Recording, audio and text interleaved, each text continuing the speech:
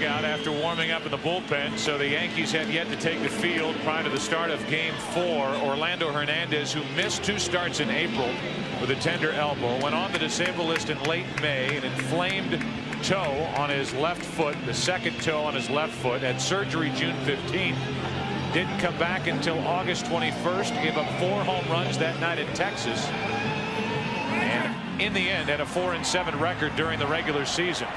But as we have mentioned, as Schilling thinks about tonight's start, Hernandez 9-2 in his career in the postseason, 1-1 this year. And here come the Yankees.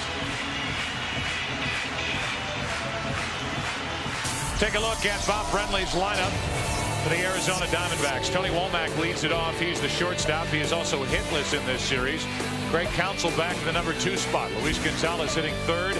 Rubio Durazo moves up to the cleanup spot. He's the DH. Then it's Matt Williams, Steve Finley, Reggie Sanders, Mark Grace batting 8th. Damian Miller catching and batting 9th.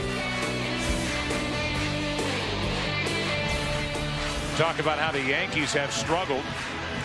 Hernandez still not out on the mound yet. They're asking the home plate umpire if because of the temperature he'll be able to blow into the pitching hand to warm it up. Keep talking about the Yankees and their 144 team average. Have scored 3 runs. Arizona's hitting only 200, so pitching has certainly dominated this series. And Derek Jeter, who's in the leadoff spot tonight for the Yankees, is only 1 out of 11 all the way down that Yankee lineup, and now it's getting to be so for the Diamondbacks. Very few hits. This postseason, a record of 1-1 and ERA up over 5. He won Game 4 of the division series out in Oakland. He lost Game 3 of the ALCS here against Seattle. And those are his numbers this season. This is his scouting report. What will determine the success of El Duque tonight will be how he handles left-handed batters. 4 of the 6 left-handers have power in the Diamondback lineup. He's a fly ball pitcher with a short porch in right field, only 314 down the line, 385 in the gap. He better have late pop. If he doesn't, he could be in trouble as he tries to recapture that Houdini touch. Defensively for the Yankees, they have their best outfielder in the lineup again tonight. Shane Spencer. He made a diving catch in last night's game in the 6th inning to keep it a 1-1 game. The Yankees took the lead for good in the bottom of that 6th inning. Bernie Williams, a Gold Glover in center field. Paul O'Neill is in right. On the infield, Brocious, Jeter, Soriano, and Tino Martinez. Posada is catching Orlando Hernandez, and we've talked about it in the past. On a 57-degree night. Wind out of the south at 6 miles per hour. Wind chill is 54 degrees, and out in Phoenix it's 83 degrees. And Bob Brenly telling Kevin Kennedy and telling us prior to the game that last night, the game that Roger Clemens started, the weather conditions and the swirling wind had more to do with the dropped and missed pop-ups for the Diamondbacks as opposed to jitters playing in their first game at Yankee Stadium. We were saying last night, Halloween came early for Damian Miller in the 4th and 6th innings of last night's game. It was a debacle defensively for the D-backs. Say again what you said during the stand-up portion of our broadcast, that Orlando Hernandez is pitching tonight. It figures to be his only start of this World Series, and depending on how he fares here tonight, it could color the decision to whether to bring him back to the Yankees next year. He was erratic this year, not to be depended on. As we remind you that this broadcast is also available in Spanish by utilizing the SAP button on your television. Next year, Roger Clemens will be 40. They may get a lot younger in their rotation next year, and they may end up trading away Orlando Hernandez. He is arbitration eligible this year, and the Yankees may not give him a contract. This is a big start, obviously, for El Duque. And he starts it with a strike to Tony Womack. 0 for 11 in this World Series. Only 188 overall in the postseason.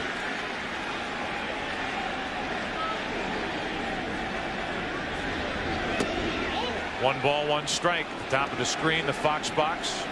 Runners on the top left-hand corner. The score, top of the first, nobody out. The velocity of these pitches where the pitch count is recorded. 1-0 Womack up the middle. That's his first hit of this series, and a good start for Arizona. Tony Womack is on now, 1 out of 12. See if the Diamondbacks can chase him home. Right over the head of Hernandez, the high chopper. He tried to barehand it. Not a good idea. Too high, however. And the Diamondbacks start the game with the right guy on base in Womack. Remember, in the third inning of game 1, Craig Counsell bunted after he hit a home run. So we'll see what Bob Brenly does right here. Do you run Womack or bunt with Counsell?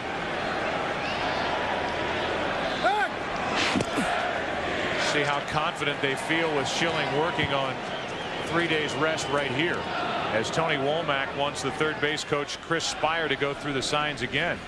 When Schilling is on full rest, first inning with this combination, Gonzalez and Durazo coming up, you would expect the bunt.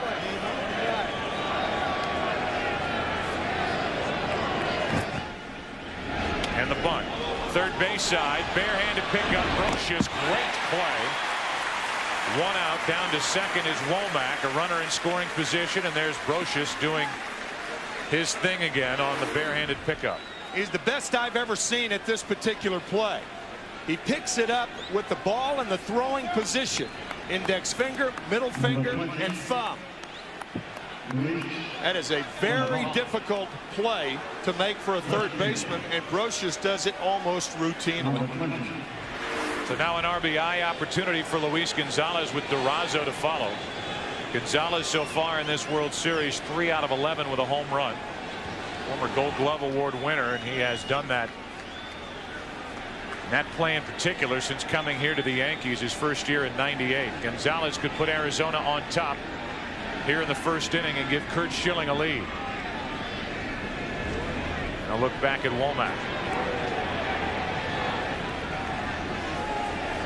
Luis Gonzalez drove home 142 runs during the regular season and hit 57 home runs.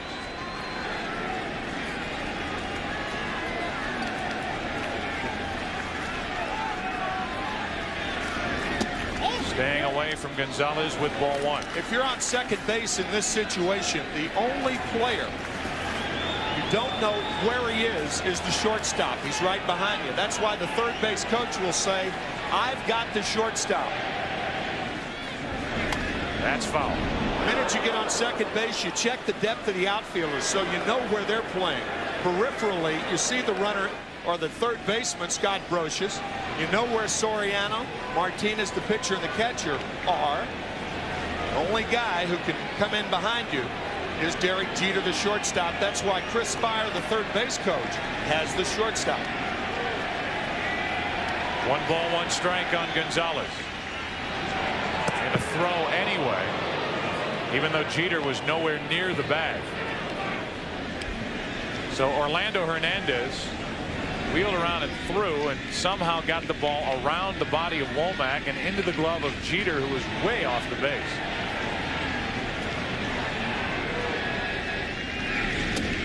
Inside for ball 2 to Gonzalez, and that is certainly something to watch for early, and you've made mention of this plenty with Orlando Hernandez. The ability to come inside effectively against left-handed batters. He's got to do it, and Joe Torre and Mel Stottlemyre have tried to encourage him to do just that. Come inside the left-handers. Inside and fouled back by Gonzalez, especially Gonzalez, who strides into the pitch. Left-handers hit .278 against Hernandez this season.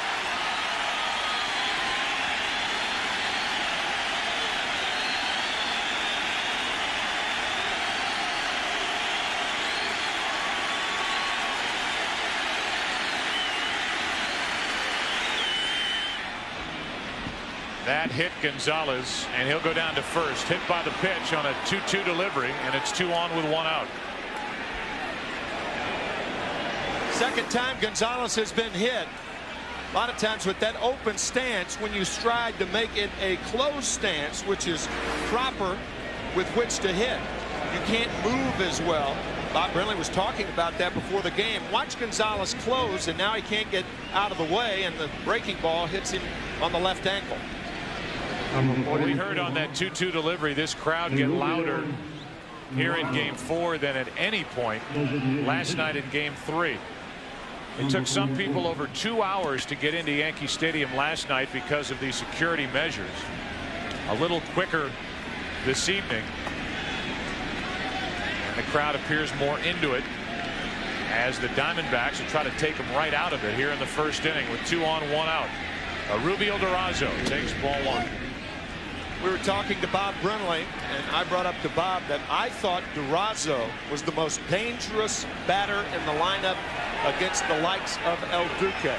With all due respect to Luis Gonzalez, this is a pitcher that Durazo can hit. And with that short porch, dangerous situation already for the Yankees. 2 on 1 out. 1 ball 1 strike. We've seen Hernandez now with 3 left-handed batters start the hitter with a pitch way up and away and then try to come back inside. That was in enough to get on the hands of Durazo. 1 ball 1 strike. He did it to Womack. He did it to Luis Gonzalez. And now Durazo. The thing about Hernandez in situations like this, he doesn't throw a lot of ground balls. So the double play normally is not in his arsenal. The double ground ball, double play ball. And some of the security personnel walking in that hitter's background. And now another one coming down.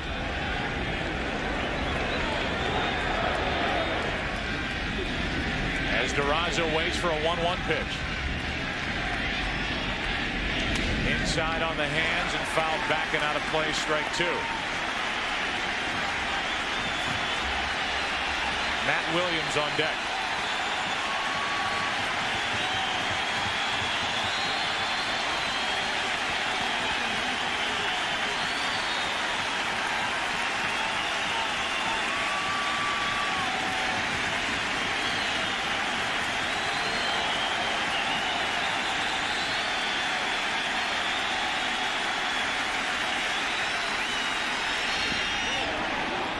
Check to swing. 2-2.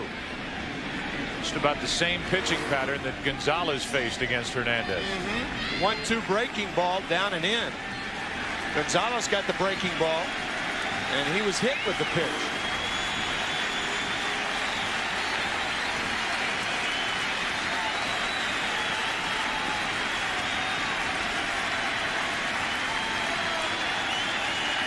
Two on for Arizona here in the first inning. 1 out.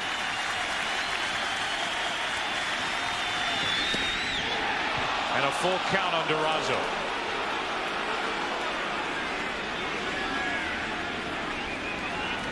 Brenly, a very aggressive manager. Expect the runners to run right here.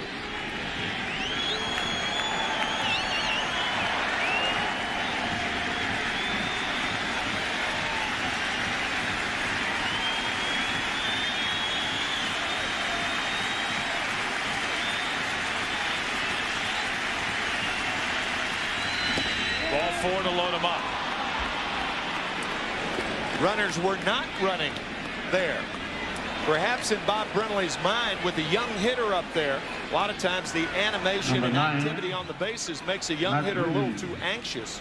So perhaps that's why Brenly kept the runners at second and first. So now it's Matt Williams with the bases loaded, 1 out. Swinging the bat awfully well, including his final at bat last night against Mariano Rivera. Swinging it well, so Bob Brenly put him in the number 5 spot. Bases loaded for him, 1 away here in the first inning. Strike 1. Breaking ball against Williams. For their careers, right-handed batters hitting only 193 against Hernandez.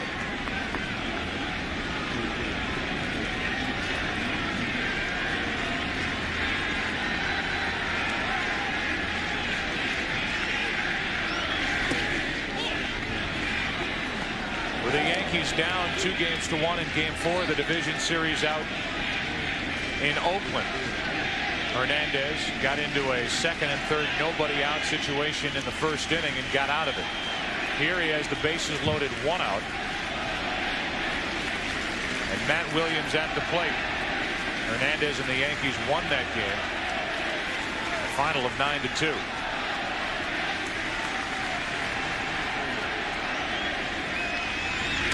Strike 2 on Matt Williams. 2 strikes on Gonzalez, and Hernandez hit him. 1 and 2 on Durazo, and El Duque walked him. 1 and 2 on Matt Williams with the bases loaded.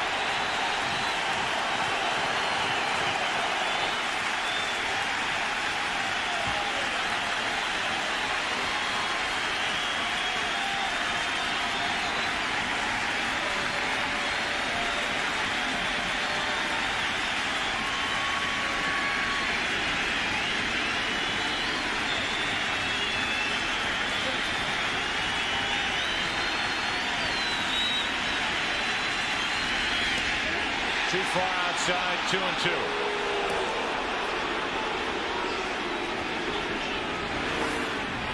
2. He went to the breaking ball. That missed. One thing Hernandez can do to right-handed batters is drop down and make them give with that left side. Left-handers, The Diamondbacks trying to hand Curt Schilling a first-inning lead. Matt Williams with a 2-2 pitch. Full count.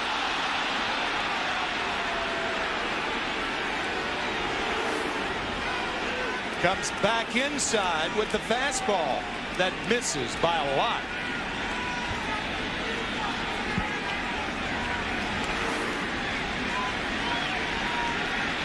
Three balls, 2 strikes with the bases loaded, 1 out. No score in the first inning of Game 4.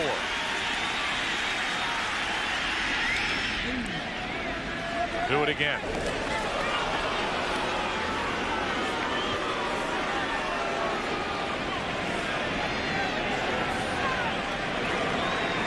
Hernandez dropping down quite a bit here in the first inning. And he has thrown 21 pitches. More out of the strike zone than in it here in the first inning.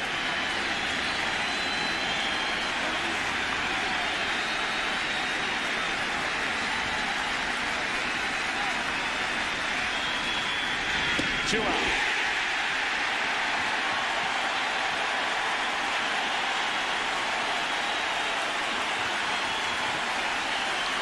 To Matt Williams. Hernandez featured the breaking ball. Missed with the fastball. 1-1 pitch fouled away. Missed with the breaking ball. Missed with the fastball. Foul back, middle of the plate. Got him on the high hardwood.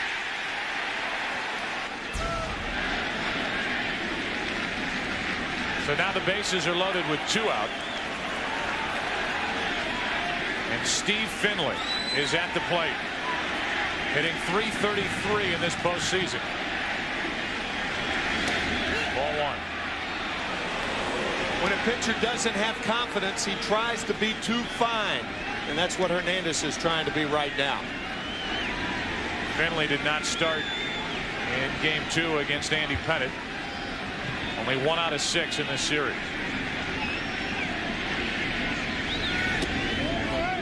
2 balls, no strikes. Orlando Hernandez tends to clamp down with runners in scoring position. This season, runners in scoring position, opponents hit .171 against him, lowest in the major leagues, and in this situation with 2 out, only .163. Compound the problems for Hernandez now that he's fallen behind Finley 2-0.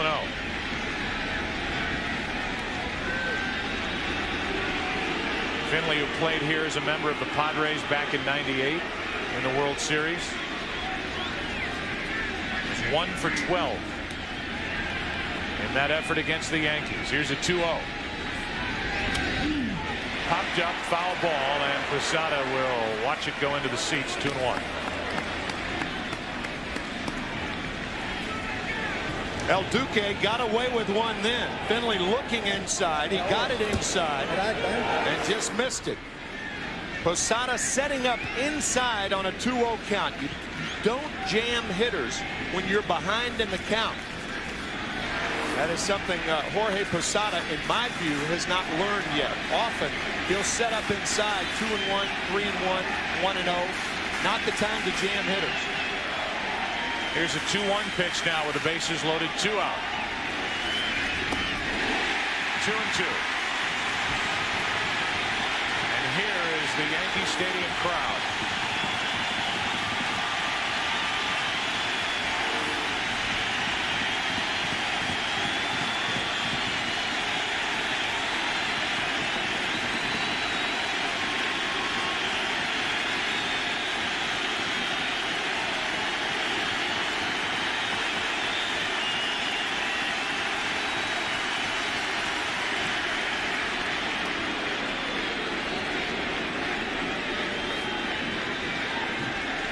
Curt Schilling's going to have to go back and warm up again.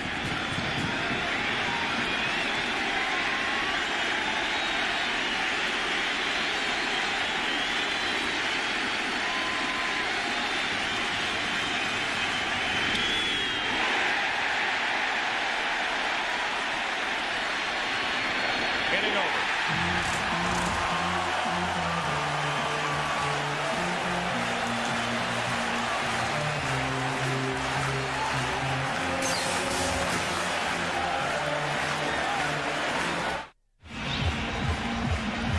Curt Schilling thinking about this start. He was the starter in game 1. Here's the lineup for the New York Yankees. Very different tonight with Jeter leading off at shortstop. Paul O'Neill up in the number 2 spot. Bernie Williams hitting 3rd. Then Tino Martinez, Jorge Posada, David Justice, the DH, Shane Spencer in left. Scott Brocious and Alfonso Soriano, the second baseman, batting 9th. The numbers in the World Series ugly. You saw it, 144 with the average 3 runs total in 3 games. And here's Curt Schilling. His numbers this postseason are fantastic. Similar to Roger Clemens, who pitched so well last night. High riding fastball and a great splitter. Jeter late with that swing, strike 1. Jeter is 1 out of 11. And after having a great division series against Oakland, it has dragged his postseason average down to 239. He had only 2 hits during the ALCS. Overpowering for strike 2. Power, power, power with Curt Schilling.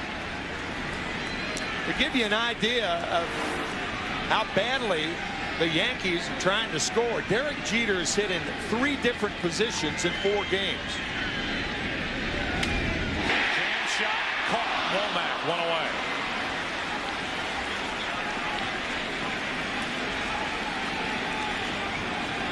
A time to jump by Womack. Diamondbacks continue to pound Derek Jeter inside. Derek's mom and dad, as they often are, in attendance. Thinking that might get over the head of Tony Womack. It landed in his glove, and Jeter leading off tonight. He could hit anywhere in this Yankee lineup. Is the first out for Curt Schilling, and now Paul O'Neill. O'Neill 2 hits in last night's game, his first start of this series. The early indication on Curt Schilling is he is throwing hard. 102 pitches in game 1. A lot of people have made a lot about that figure. Should know that he averaged 105 pitches during the regular season per start. So about his average.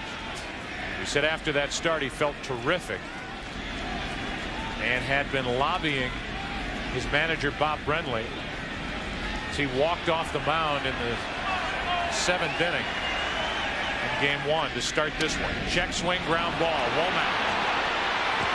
2 out. 5 straight strikes from Curt Schilling. All fastballs. We said power, power, power. Home runs, yes. He led the National League in home runs yielded with 37 given up, but 31 were solo shots. Shoulder high heat and shoe high splitters. He's shown only the fastball thus far. So now it's Bernie Williams, who's 2 out of 10. Right in the middle of this Yankee lineup. Their offensive output has been anemic so far in this World Series. 2 out, nobody on, and a strike on the outside corner.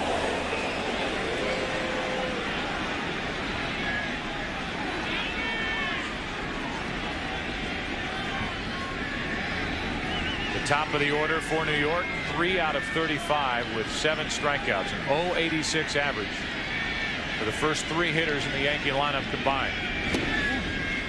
More heat from Curt Schilling, and that's all we've seen.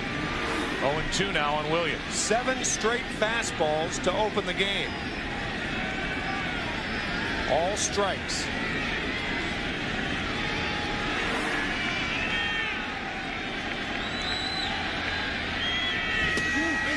Got him on the outside corner.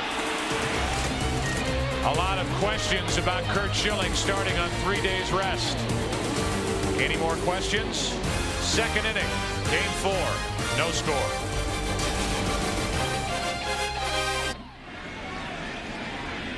No score into the second inning. Reggie Sanders first up against Orlando Hernandez, and the first pitch is on the inside corner. According to Ed Rapuano, the home plate umpire, strike 1. It took Hernandez 27 pitches to get through the first inning. It took Curt Schilling 8. All strikes, all fastballs. Off the hands, out of play, 0-2. Sanders, who has been the cleanup hitter lately for Arizona, is now down in the number 7 spot. You look at the first inning. Just enough strikes to keep Arizona off the scoreboard. Schilling was perfect.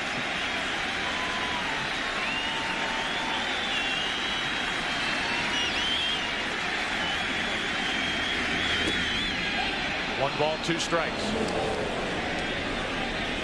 Mark Grace is the number 8 hitter. Damian Miller hits 9th. Those are the 3 scheduled hitters for Hernandez here in the second.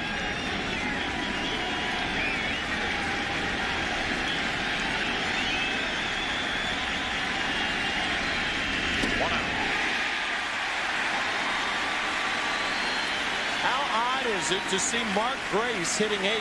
It's been 13 years since he has batted 8 in his days with the Chicago Cubs. First year 1988, his manager that year, Don Zimmer, and scoring on that double was Ryan Sandberg. He had a terrific NLCS. Grace hit .647 against Giants pitching. Two are still very good friends, Mark Grace and Don Zimmer. Grace and Zimmer caught up around the batting cage before yesterday's game 3. Mark Grace has just been in awe walking around Yankee Stadium. Grace, a guy who really understands and studies baseball's history, as does Curt Schilling, tonight's Arizona starter. When Mark was growing up, he was in awe of Keith Hernandez, the great Met and Cardinal first baseman. He wore his number 37 when he was in high school. One hop to Soriano. He can roll it the first. 1 out. 2 out of the inning, and the batter will be Damian Miller. A strikeout, a ground out. Joe Altobelli was one of the coaches with the Cubs when Grace first came up, and really worked with Grace, making him a better defensive first baseman. That is the flag we showed you here last night, that tattered and torn flag, which was recovered from the wreckage 3 days after the World Trade Center bombing. Tower 2 collapsed on that flag. Stars missing. It was ripped and torn, and it is known to be the only American flag flying that day at the World Trade Center. Local police officers had it, taking it around to the different funerals in the area for their fallen brothers, and they thought it was a good idea for it to be here at Yankee Stadium for the middle 3 games of this World Series.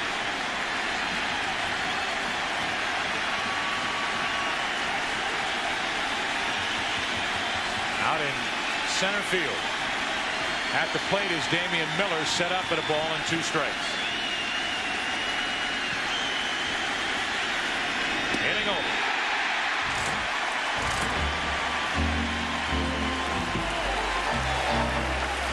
second no score in game 4. And you go to Bank One Ballpark and you go into the manager's office of Bob Brenly. He has a stereo system behind his chair at his desk. There's Tino Martinez leading off the bottom of the second, no score. Strike one. In that stereo system, it's a 5 CD changer. He's got 2 Led Zeppelin albums. He's got a Jethro Tull. He's got Tom Petty.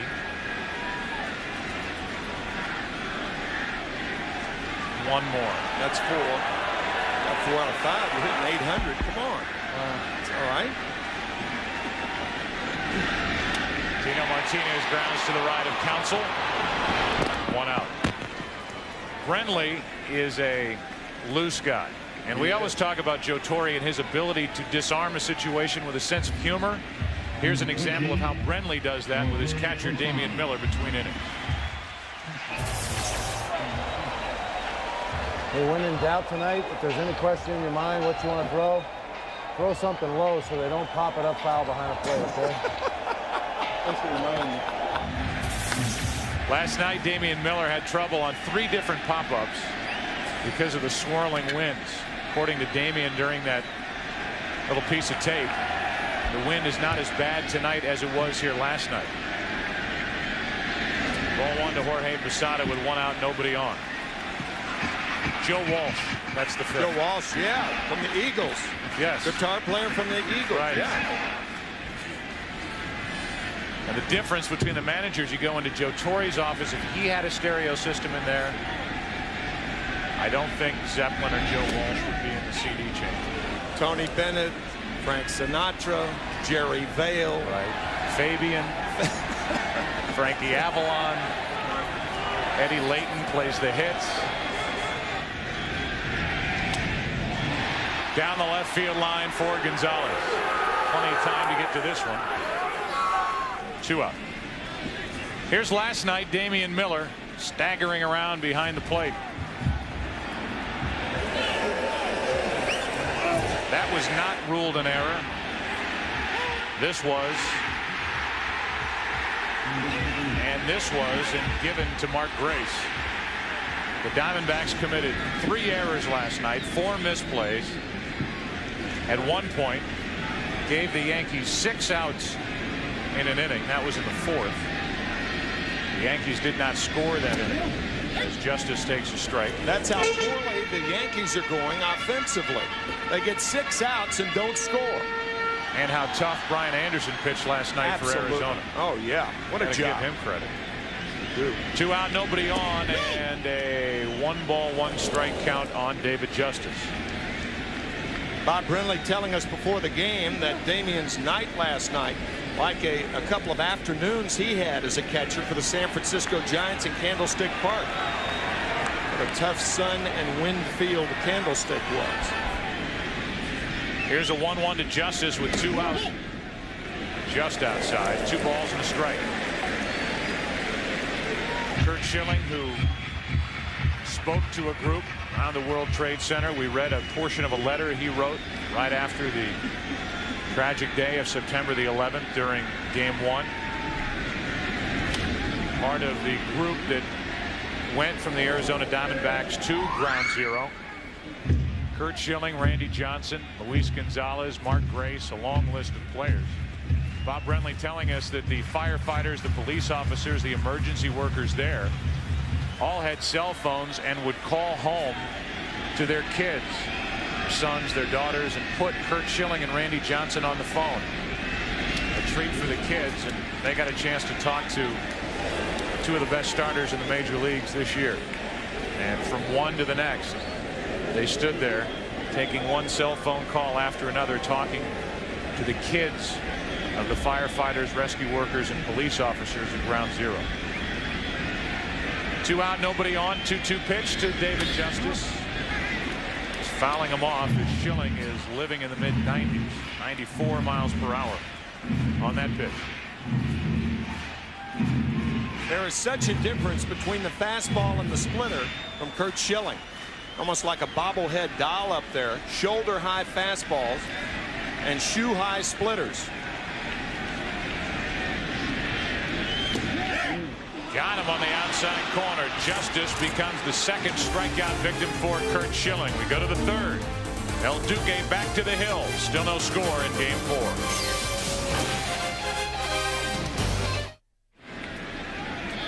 Just a devastating splitter by Curt Schilling to get David Justice. As you see the split fingers, watch the toppling effect.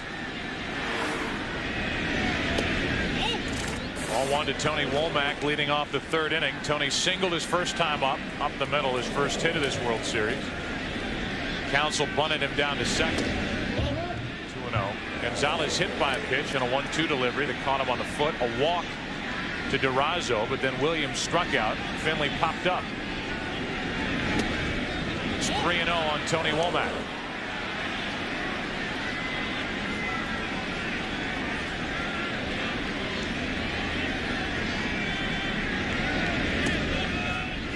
That's ball 4 for a leadoff walk.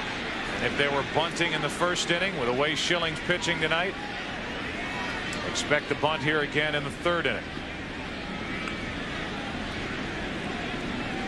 Take another chance at having Gonzalez, Durazo, and/or Matt Williams bring Womack home. Yankees expect the bunt. They have Brocious way in at third.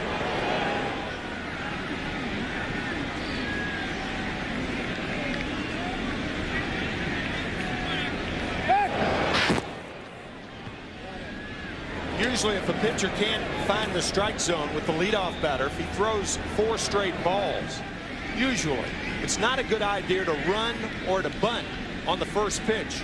Give the pitcher a chance to get wild, as he was with Womack. Bunt to third, perfect. Brocious gets to use the glove this time. 1 out. And again, the sacrifice is good. 5-3. Down to second is Womack with 1 out. You can see Brocious playing in at third base. Counsell with a beautiful bunt. Watch Posada continue to third base. Catcher's responsibility, once a third baseman makes that play, is to cover third to keep the runner at first from advancing.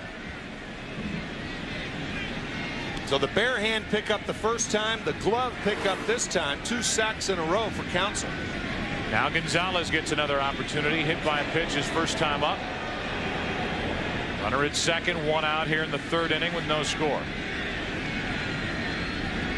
Talk about teams being strong up the middle with a catcher, the shortstop, the second baseman, the center fielder. Yankees are strong on the corners of their infield defensively. Ball 1 to a guy who's been hit twice. Andy Pettitte got him on the left wrist in game 2. And in the first inning tonight, Orlando Hernandez got him on the Tootsie. Here's a 1-0. 2-0. And Hernandez is glaring in at the home plate umpire, feeling he's being squeezed here in this third inning.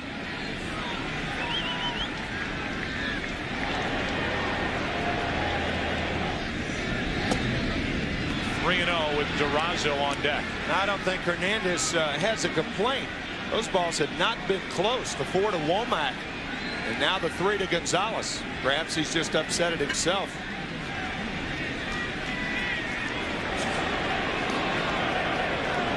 A 3-0 pitch. That's not close either. Second walk of the inning, and Posada's going to go out and try and calm him down. Hernandez is upset. Mel Stottlemyre recognizing that from the bench. He's going to go out and slow down his right-hander. Third walk, second of the inning, 2 on for Durazo. So while Mel Stottlemyre goes out to talk, we'll talk. So Hernandez has got everybody talking to him, trying to calm him down, and with 2 on, 1 out, he calms one down into the strike zone for Durazo. He can put Arizona on the board here in the third inning. 2 4-pitch bookend walks to the leadoff batter, Womack, and then after the sacrifice to Gonzalez. So here's Durazo, who walked his first time up. Again, with runners in scoring position this year, opponents at 171 against Hernandez. 2 on with 1 out for Durazo. And a fly ball into shallow right. 2 out. Womack tags, will go to third. Throw cut off, and it's first and third, 2 out. What an odd inning it's been for Hernandez. He walks 2 batters on 4 pitches and then makes a perfect pitch on Durazo.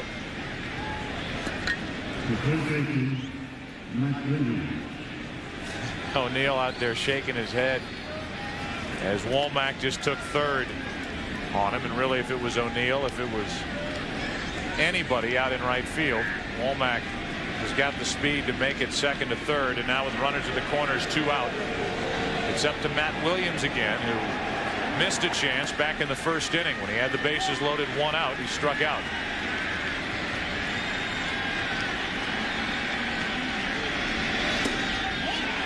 Missing inside, and now Hernandez is in the face of the home plate umpire. This has been brewing all inning, and Ed Rapuano is going to go all the way out to the mound and get in the face of Hernandez.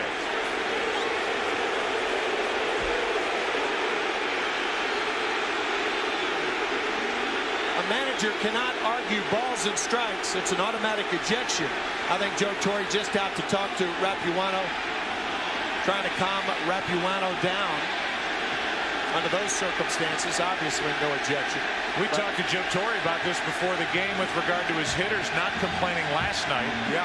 After complaining pitch after pitch in game 2, and he said we told them not to complain about balls and strikes, because when you complain about something like that, you're making an excuse not to succeed. And here's Hernandez's reaction after not getting that pitch. And that's what drew the home plate umpire, Ed Rapuano, out from behind home plate. Runners at first and third, 2 out. And now the 1-0. 1 ball, 1 strike. Let's see if he had a complaint. Posada setting up inside. That ball could have been a strike.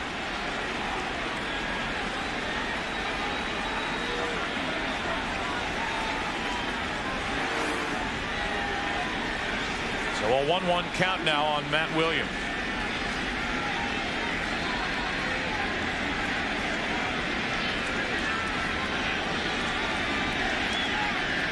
Runners at the corners, 2 out. 2 balls and a strike.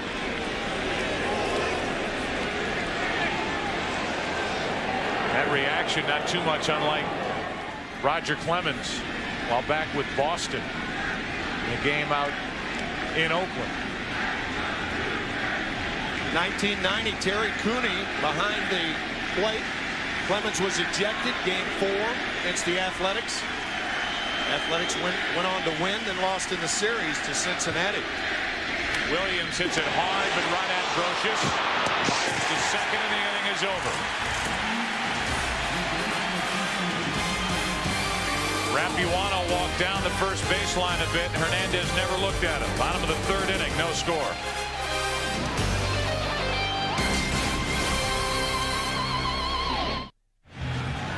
Shane Spencer will lead off for New York. He's the number 7 hitter. Schilling has been perfect through the first 2 with 2 strikeouts. Brocious and Soriano will follow.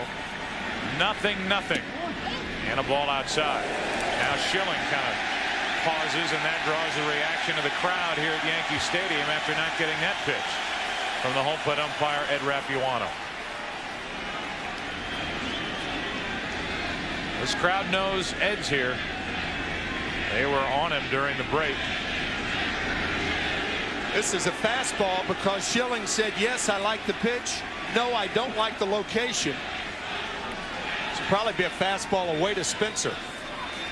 It's a bad habit for pitchers to get into. Spencer deep to right. Gone. 1-0 New York.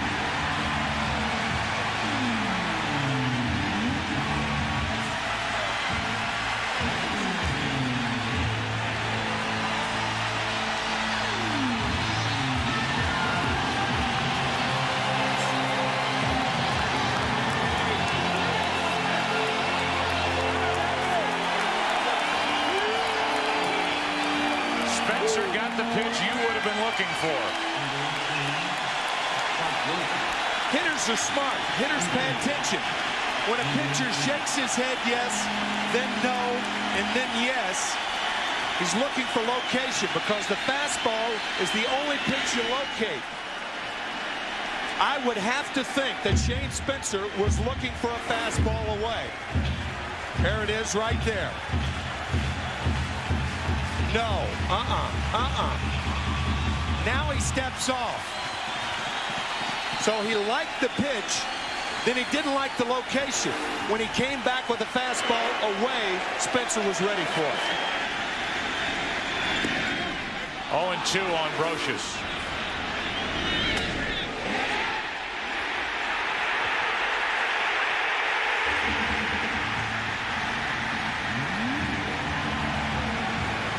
Spencer, who hit 10 home runs during the regular season, has played his way into the lineup here in Game 4 while Knobloch has played his way out of it.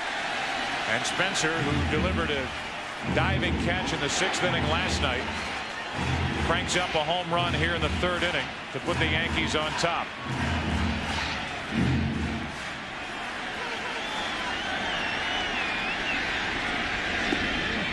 Brocious strikes out, 3rd strikeout for Schilling.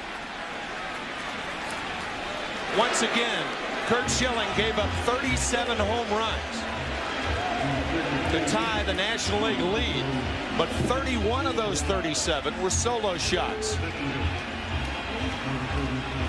The 3rd home run given up by Curt in postseason. Here it is one more time. Yes, I want that pitch. Nope. Not there. Then he stepped off. And then when he came back on, Spencer had to be looking for a fastball. And he got it. Soriano with 1 out, nobody on, and a run home. Pops it up. Right side, long run for Counsell as the best angle. Now gives way to Sanders, who had time to get there. 2 out.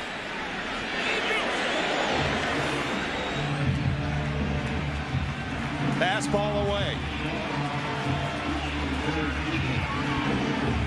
Home run away, and the Yankees take the lead. What has been a characteristic of this run for the Yankees has been Joe Torre's amazing ability to play hunches. Knobloch watching, taken out of the lineup tonight. Spencer in the lineup last night in left field, makes the diving catch tonight, gets the start, and ends up putting the Yankees up in the 3rd inning with a home run. Now Jeter, they continue to pitch him inside, strike 1.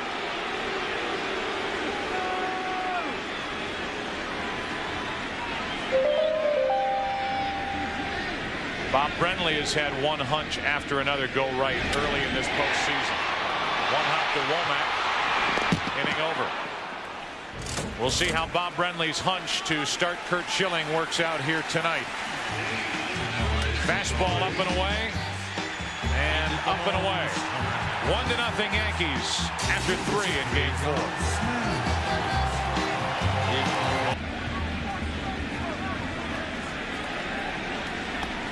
Curt Schilling talking to Ed Repuano, saying my fault after he complained about that first pitch to Shane Spencer.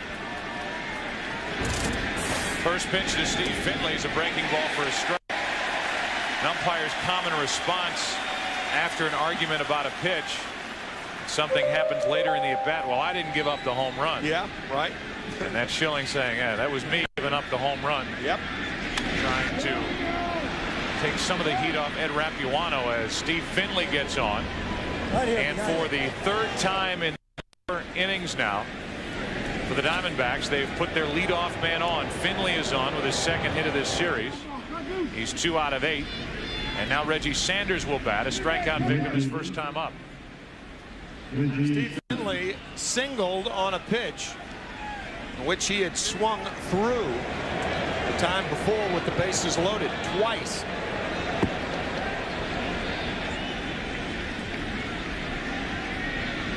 Curt Schilling made that start in Game 1. He gave up a 1st inning run on a flare double by Bernie Williams down the left field line that scored Jeter. And it was 1-0 Yankees after a half inning as Sanders grounds one to short. Jeter Soriano, double play.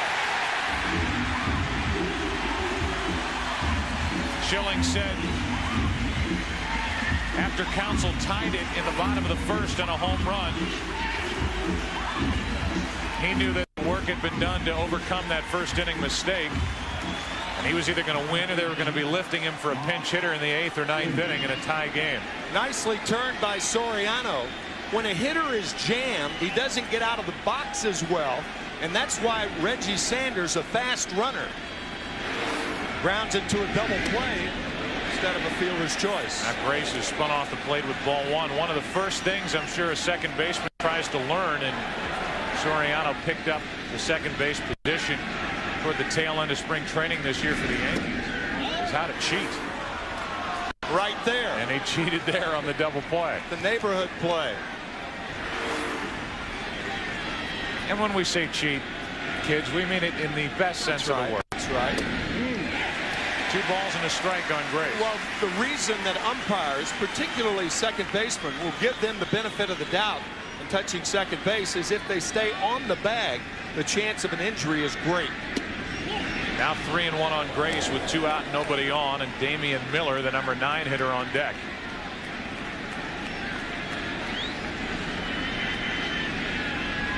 Grace gets into one to right. This game is tied as Mark Grace hits it into the upper deck here at Yankee Stadium.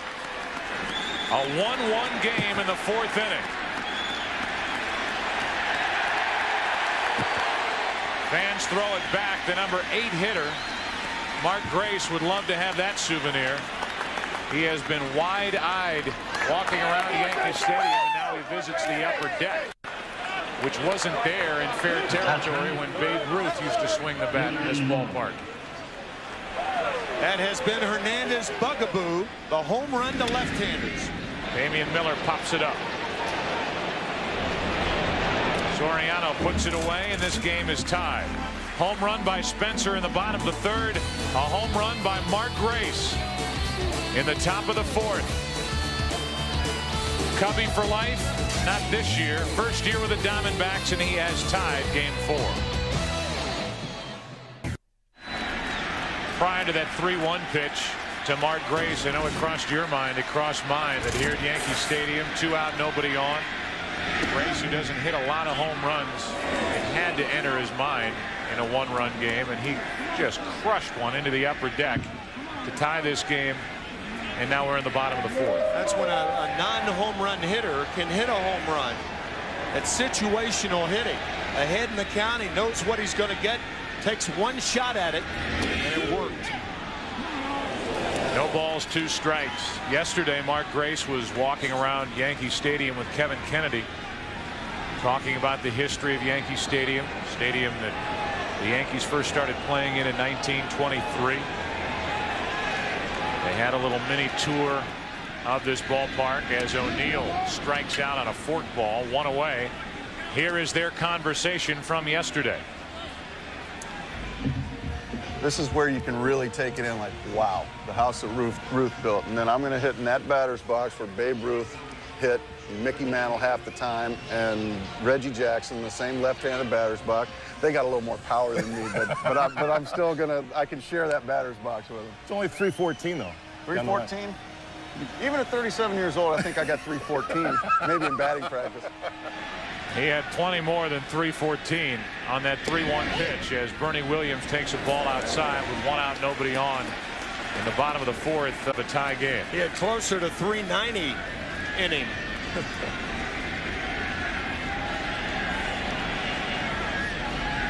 Grace up with the Cubs in '88, played through the 2000 season in that Cub uniform, and now wearing the Diamondback pinstripes. Bernie Williams hits it foul. One of the reasons why the Diamondbacks wear pinstripes, really the reason, is that when they brought Buck Showalter aboard before the team was put together, before the franchise started play, he put everything together, whether it was the design of the stadium, Whether it was the uniforms and the different combinations of the uniforms, he had just been let go by the New York Yankees. And he wanted to incorporate pinstripes in the Diamondback uniforms. Joe Walter, who was 19 years in the Yankee organization, brought the pinstripes with him out to the desert. It should be given credit for the organization of the teams before 1996 and before Bob Brenly took the next step this year. Having the guy on the mound in his first full year in an Arizona Diamondback uniform certainly helped. Bob Brenly shaking his head at that last call by Ed Rapuano. Williams didn't run out of the batter's box again. How many times is Bernie Williams not going to run out of the batter's box? As he's standing near home plate, he's the second out of the inning. Looks bad right here. There was a time during the divisional series when the ball hit the cutout and came back. That was understandable. This one wasn't. Run until you're called out. And it's unusual for Bernie Williams to do that because normally he runs everything hard, not thin. So 2 out, nobody on, and Tino Martinez, who grounded out to second his first time up, takes a strike. Martinez still looking for his first hit. He's 0 for 8.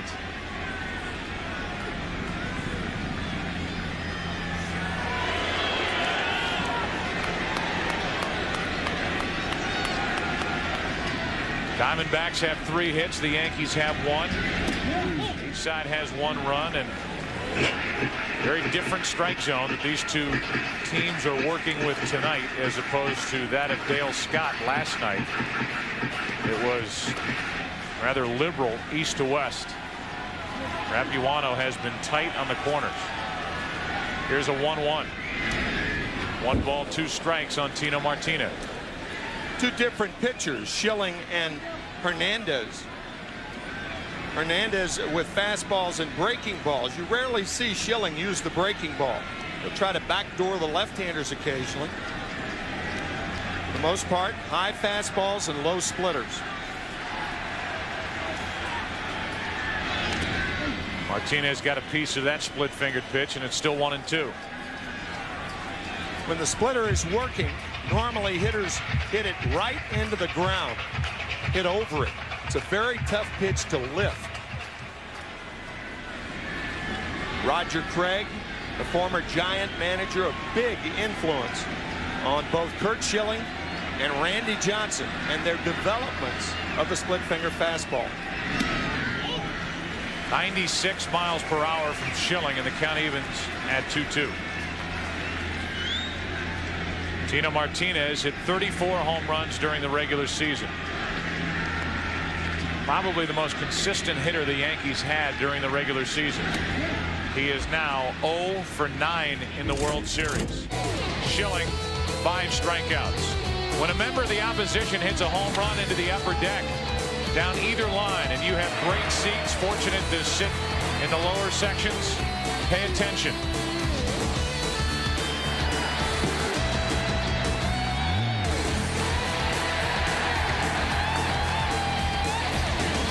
Back after this from your local Fox station, tied at 1 through 4.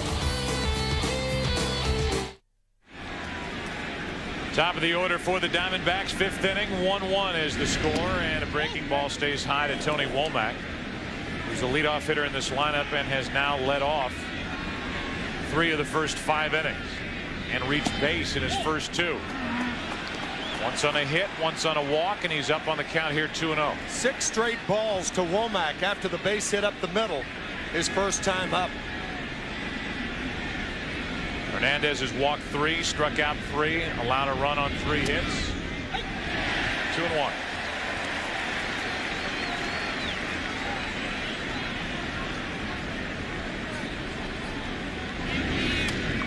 Talking a while ago about Schilling's remark after giving up that first inning run in game 1 and then getting the run back when Counsell hit the bottom of the first inning home run to tie it. He said, I knew I was going to leave with a win or leave in a tie game late. He's 1-1 here in the 5th inning, matched up against Hernandez, and Womack hits one down into the right field corner. Thinking about two. O'Neill makes the play off the wall. The throw. Womack is safe with a double. Tony Womack back in the leadoff spot on base for the 3rd time tonight. Fine play by Paul O'Neill. And a nice pickup by Derek Jeter. Breaking ball hit down the right field line. Watch O'Neill play it terrifically off the wall. And now the short hop by Jeter. And Womack is safe.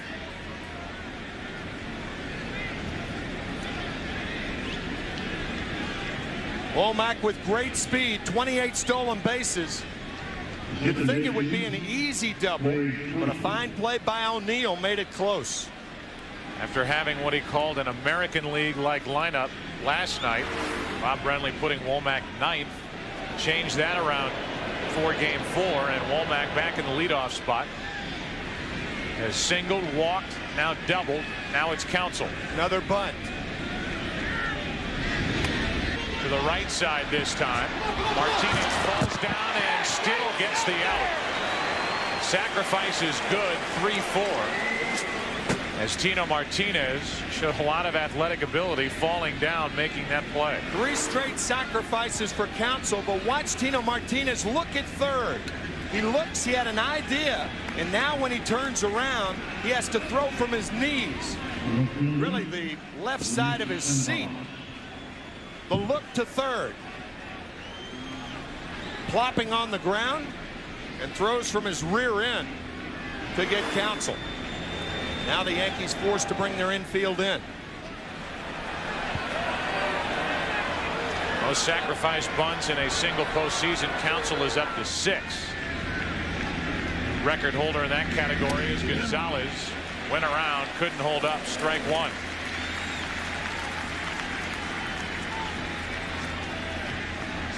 In World Series play, Counsell is now tied the all-time record, held by Joe Tinker with 3 sacrifices in a World Series game. Wes Westrom as well. Tinker with the Cubs 1906. Westrom with New York in 1954. Infield is in, runner at third with 1 out.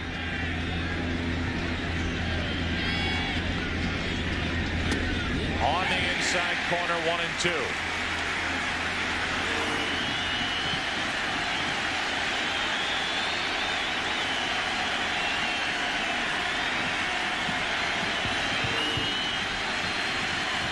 Hernandez getting that call this time from Ed Rapuano.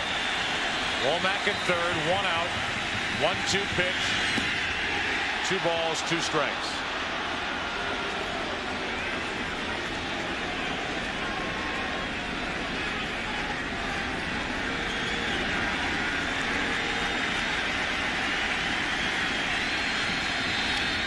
Pitch was up. Gonzalez went after it. Still 2-2. A pitch to hit for Gonzalez, and he fouls it back. But that gives you an idea of how the Yankees, like the Cardinals and the Braves in series before, have tried to pitch Gonzalez inside. Hernandez has struck out 3.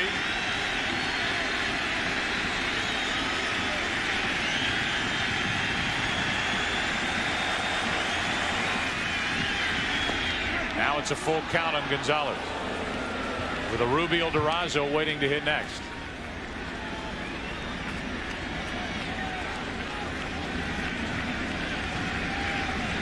Situations like this, I think El Duque will try to get Gonzalez to go after a ball, not a strike. Shallow left. Spencer. Will they test him? Womack is coming. Here's the throw.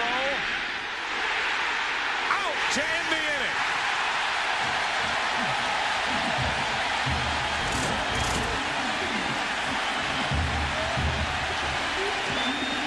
The catch last night, the home run tonight, and now the throw. Posada with a short hop pickup. The ball was in his bare hand. I don't think he ever touched him, but out was the call. We'll be back, take another look, still tied 1-1. Bottom of the 5th inning. A combination that just ended the top of the 5th inning. Womack and Posada. Womack called out at the plate on the tag made by Posada.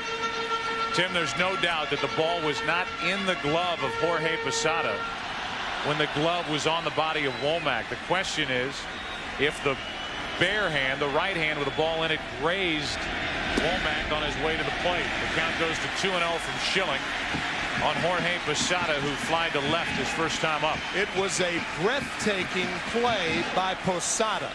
Shane Spencer was shallow in left field, an in-between hop as opposed to a short hop.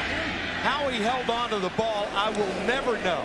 But at first glance, you're right, Joe, it looked like Posada tagged to Womack with the glove with the ball in his right hand. We're going to take several views of it. What a play by Posada. It was 2-0. Now it's 2-2 on Posada, who homered in last night's game, has 2 home runs in the postseason with only 3 RBI, hitting .341 at the start of the night, right in the middle of this Yankee lineup, but only 3 RBIs to show you how poor the top of the order has been for the Yankees. A 2-2. 1 out as Schilling just pounded it by him. This is our first look, and you'll see what Joe and I were saying. Great play by Posada, and it looks like he tags him with the glove with the ball in the right hand. However, here he tags him with the glove and the ball, the left armpit, before Womack reaches home, and a great shot and a terrific play by Jorge Posada. You just can't say enough about that play. Man.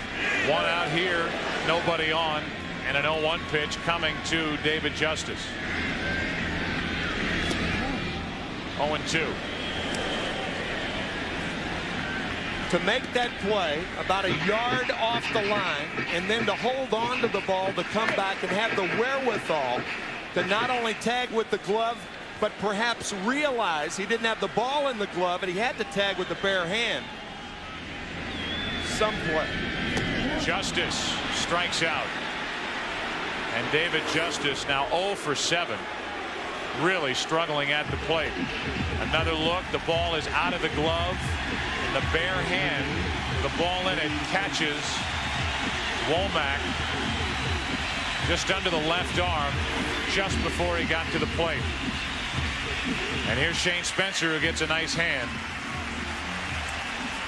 Spencer's had a big night. Excuse me, Joe. That was a very, very difficult call for Ed Rapuano also, but he made the right one. So with 2 out, nobody on, Spencer, who homered in his only at bat so far tonight, on a pitch away, gets one inside for ball 1. Last night, with 2 on and 2 out in the 6th inning, that diving catch to keep it tied 1-1. Tonight, the top of this 5th, that catch and throw to keep it tied 1-1. And the one on the Yankee side is compliments of Shane Spencer's 3rd inning leadoff home run. Count in Spencer's favor here, 2-0.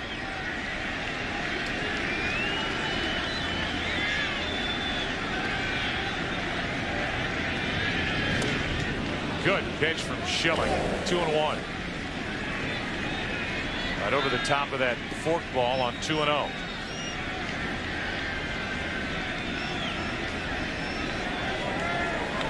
Heidi Spencer watching from the seats here at Yankee Stadium. It was 2-0, now it's 2-2. Schilling trying to get through the 5th inning here tonight. He has allowed 1 hit. The 3 days rest, the short rest, has not affected him at all. Only 1 base runner, and you're looking at it. He wasn't on for long. Williams backs up and still makes the play to end the inning. 7 strikeouts for Schilling. Only 1 hit. The home run by Spencer. 6th inning now. Game 4 tied 1-1. Here's a Rubio Durazo leading off the 6th inning of a 1-1 game. Outside for ball 1. Durazo, Williams, and Finley. If anybody gets on, Reggie Sanders, who's down in the number 7 spot for the Diamondbacks. Diamondbacks have had chances tonight. The top 4 in the Arizona lineup loaded with left-handed bats. Womack, Counsell, Gonzalez, Durazo. Been on base 6 times. Throw in the 3 perfect sacrifice bunts by Craig Counsell. Realize that the Diamondbacks have scored 0 runs in those situations. Their only run on a 2-out home run by Grace back in the 4th.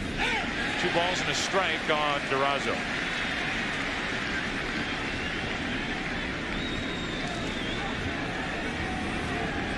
Matt Williams, a hitter on deck, has left 5 runners on tonight.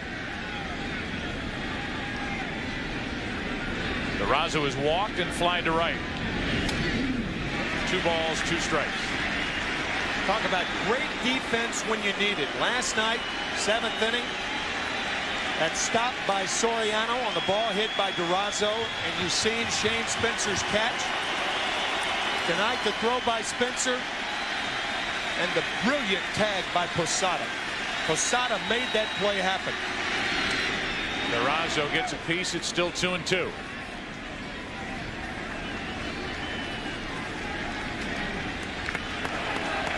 Tony Womack has started 3 innings by reaching base.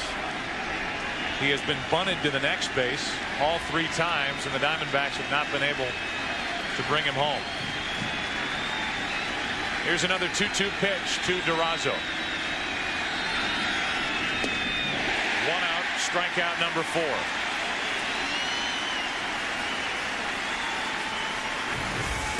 Tonight's box score for Arizona brought to you by John Hancock. Womack 2 for 2 plus a walk. Counsell 3 sacrifice bunts.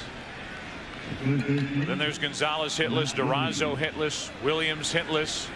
Finley has a hit. The only run provided by Mark Grace with a home run in the 4th inning. Here's Matt Williams, and there's ball 1. Bob Brenly telling us that Curt Schilling gets stronger in the late innings. I'll tell you, Orlando Hernandez just threw his best fastball of the night to Durazo. And fastball right on the corner away, had some extra pop on it. Breaking ball misses. It's 2-0. 82 pitches on the night for Hernandez compared to 56 for Curt Schilling through 5 innings.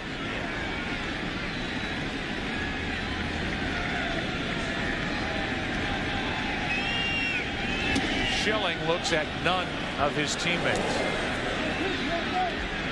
Communicates with none of his teammates. Games that he pitches. Actually sitting next to Michael Brenly, Bob Brenly's son. Here's a 3-0. Williams swinging on 3-0, and he pops it up. Posada, 2 out.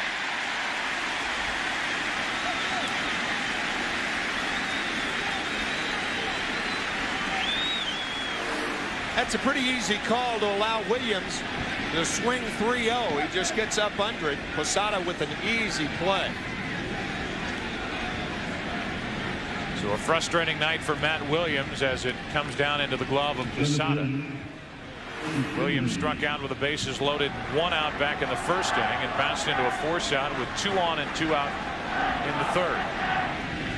Here's Steve Finley with the bases empty and 2 away. Strike 1. Can you believe the pitching we have seen in this World Series? Remarkable. From pitch 1 thrown by Curt Schilling on Saturday night in Phoenix. Mike Messina did not have his best stuff in game 1. No. To a man. That is a foul ball. To a man, the Yankees cannot wait to get Mike Messina back on the mound tomorrow night for game 5. That's right.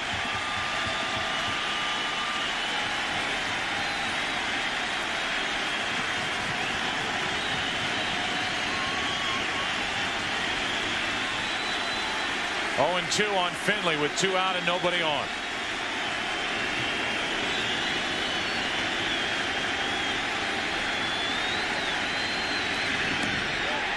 corner, inning over.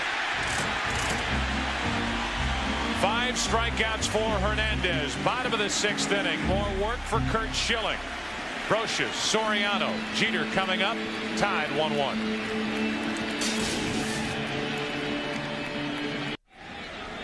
Tim, there's a dilemma when you face Curt Schilling aside from his wonderful pitching stuff. And that is the approach you're going to take, especially against Schilling working on short rest. And that is, do you go after the first pitch? The numbers are amazing. When the first pitch from Schilling is put into play, opponents are hitting .429 against him, the second highest average in the major leagues during the regular season. Brocious hits one to center. Finley stumbled going after it at the wall, off the base of the wall. And Brocious has a leadoff double.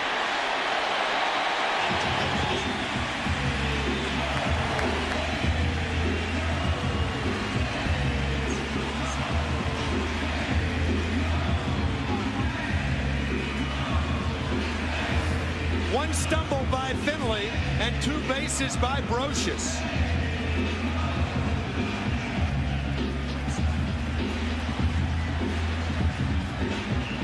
The first couple steps from Finley, he almost went down. He ended up regaining his balance. Got close to that ball off the bat of Brocious, but you could see the frustration on his face when he didn't come up with it. There is the slip right there, and the recovery not in time. And Brocious on at second base. And now look for Soriano to bunt.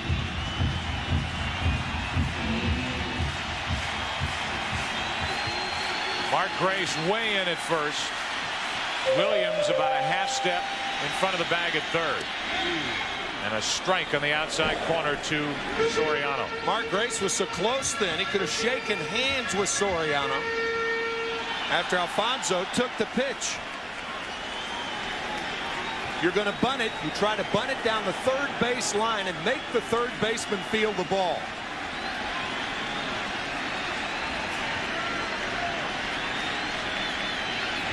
Out of the swing as they abandon the bunt.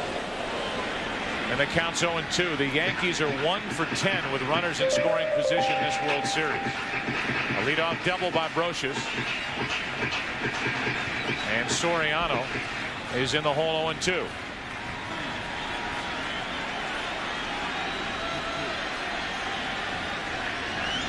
Now to the bunt. He fouls it and he strikes out. That's a terrible play.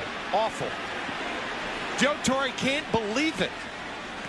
You can see that look in Torre's eyes saying, wait a minute. Bunting 0-2. Terrible play by Soriano. He takes the first pitch, swings through the second one, and then 0-2. Joe Torre can't believe it, neither can I. Bad play right there. So now Jeter with a runner at second, 1 out, and Torre immediately talks to Soriano. World Series or not, instruction from the Yankee manager to the 23-year-old second baseman. Jeter way late with that swing on a 96-mile-an-hour pitch from Schilling, strike 1. It makes you scratch your head. Alfonso's at bat. Perhaps he thought the first pitch was called a ball, and maybe the count was 1-1. That would be the only explanation. Now Bernie Williams talking to the young Soriano. Schilling trying to pitch around a leadoff double. Brocious at second with 1 out. Jeter is jammed again, and the count 0-2. Just to finish the point, as you look at the pitch again about Schilling, when the first pitch is put into play against him this season, opponents are hitting .429 against him. But if he gets ahead with a first pitch strike, you're done. Opponents hit .174 against him. That's the unfortunate choice hitters have. So if you want to get his pitch count up and he's throwing strikes, then you're in trouble. The 0-2 to Jeter. To the right side for Grace. To the bag, 2 out. And now with a runner at third, 2 out. Paul O'Neill who is winding down a long major league career, who came here in 1993 and has been at the center of the revival of the Yankees. Bats trying to put New York on top.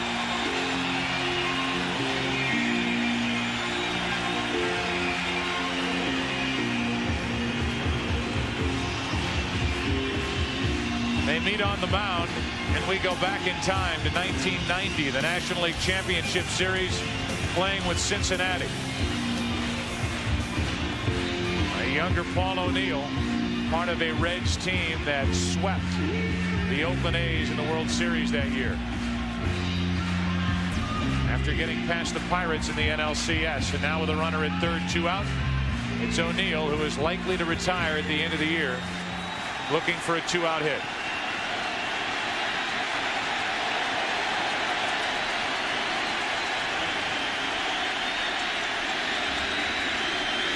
Strike one. And O'Neill is yelling away from the home plate umpire, Ed Rapuano. But Rapuano is yelling back at O'Neill as O'Neill took a walk around the plate. Paul didn't like it, and I don't blame him, but that pitch was a strike. And Rapuano standing there with his hands on his hips. It's been a long night for the home plate umpire. The 0-1. Miller kept it at the plate. Didn't know he had it. Didn't know he had blocked enough of it. The count 1-1.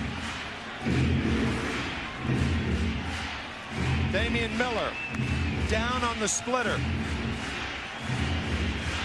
Does a good enough job to keep it close. Pitchers have to have confidence in catchers' ability to block the ball in order to throw the good split finger fastball.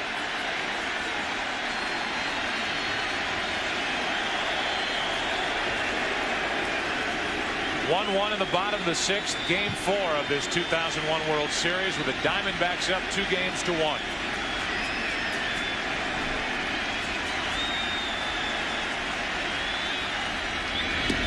Two balls and a strike on Paul O'Neill.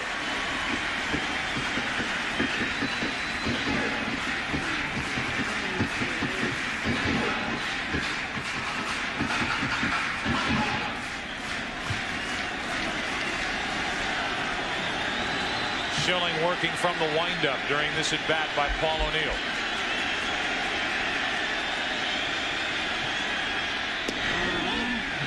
Just high, 3-1. If O'Neill reaches, Bernie Williams waits to hit next.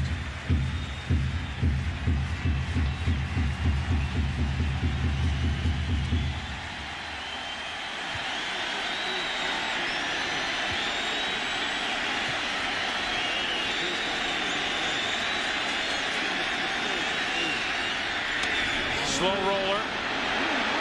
Race to Schilling. Got it. And the inning is over. Leadoff double. Schilling gets around it. The Yankees strand their first runner of the night. And we go to the 7th. Tied at 1 in game 4. Back after this from your local Fox station.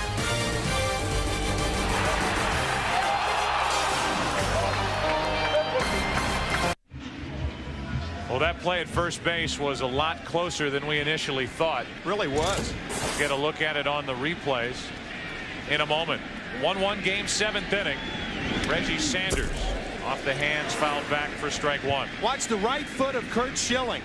Mark Grace couldn't get the ball out cleanly. Up, and then he comes down just before the left foot of Paul O'Neill hits the bag, and an exuberant Schilling back to the Diamondback dugout. Man. No balls, 1 strike on Sanders.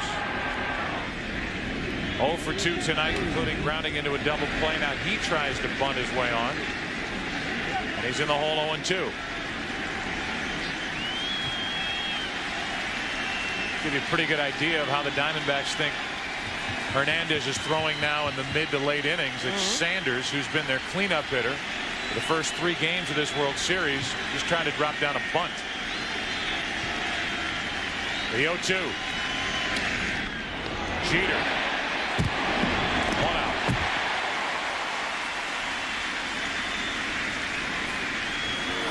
A low tracer to Jeter. Giving with the hop and making a strong throw.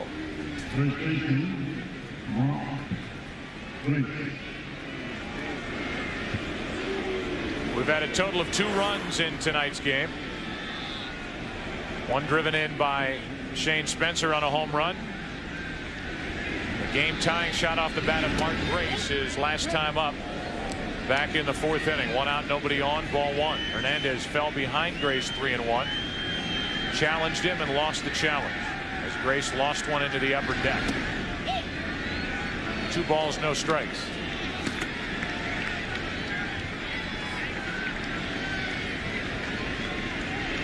Looking for another pitch to pull. And he does, into the seats, foul. It had been 11 days since Hernandez had last started, because the Yankees finished off Seattle in 5 games, then the layoff, then Hernandez, the number 4 starter in the rotation for Joe Torre. It looks like it has taken him about 75 pitches to really start throwing effectively, as he misses high with a fastball. 3-1, struggling early. The Diamondbacks loading the bases in the 1st inning, getting a couple on in the 3rd inning. A leadoff hit, later a home run in the 4th inning. Hernandez issues a 1-out walk to Grace, the 4th walk of the evening for the New York right-hander. The in-game box score for the Yankees, brought to you by John Hancock. In the bottom part of the order, the home run by Spencer, leadoff double by Brocious in the 6th inning, and that is it. The rest of the lineup hitless, no walks, 8 strikeouts piled up by Kurt Schilling. Here's Damian Miller, the number 9 hitter, 2 out of 12 in this World Series. Inside for ball 1. Ramiro Mendoza, the right-hander, Mike Stanton, the left-hander. And as they start to loosen up, and they just got up, Mel Stottlemyre will trot to the mound.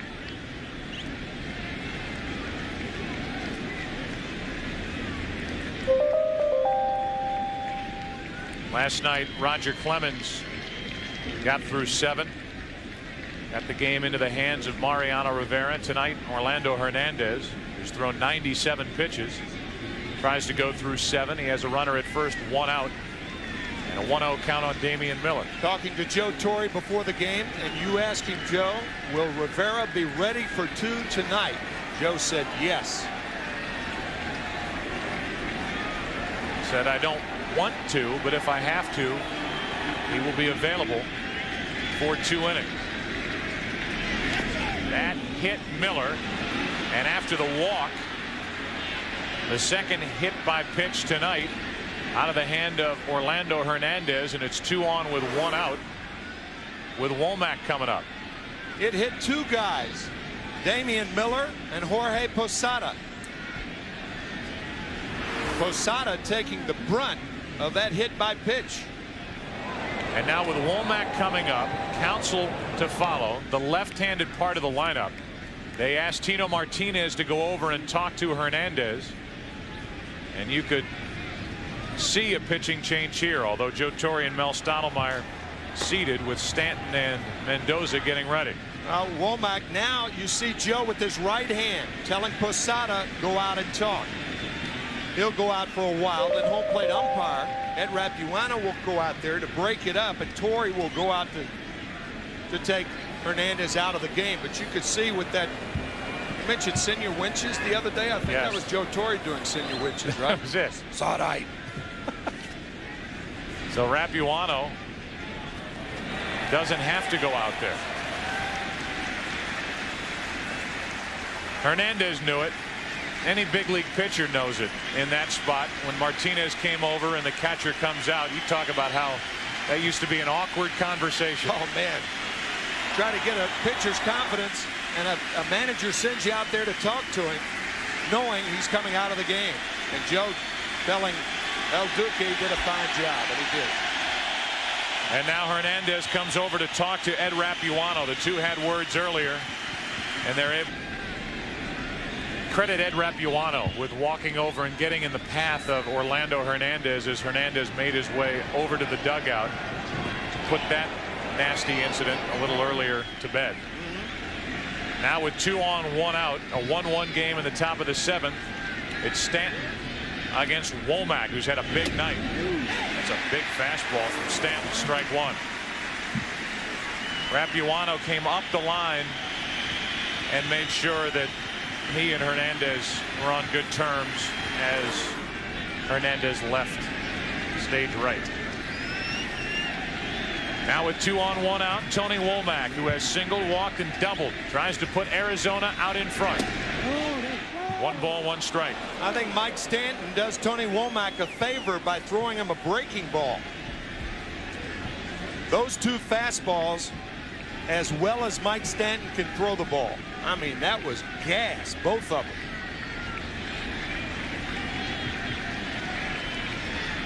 Stanton has not had a lot of work in the postseason for the Yankees. It's just been the way it has fallen for New York. As Womack is late on another 92-mile-an-hour fastball, and the count 1-2. The left fielder and center fielder, Shane Spencer and Bernie Williams, playing Womack shallow and over toward left. Womack does not have a lot of power. Only 3 home runs on the year and almost no power to left field. For the Diamondbacks, no speed on the bases. Grace with a bad hamstring, the lead runner at second, the catcher Damian Miller at first. 1 out here in the 7th. Breaking ball misses to Womack, 2-2. Just so you know, Stanton has worked only 7 2/3 innings this postseason.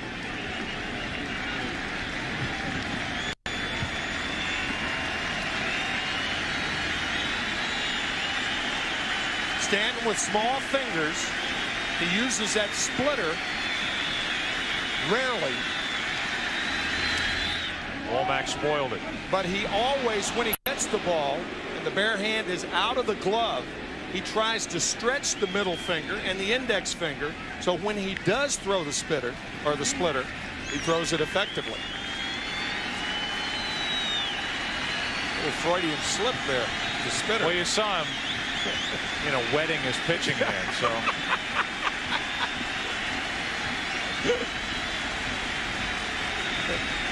Two balls, 2 strikes, 2 on, 1 out.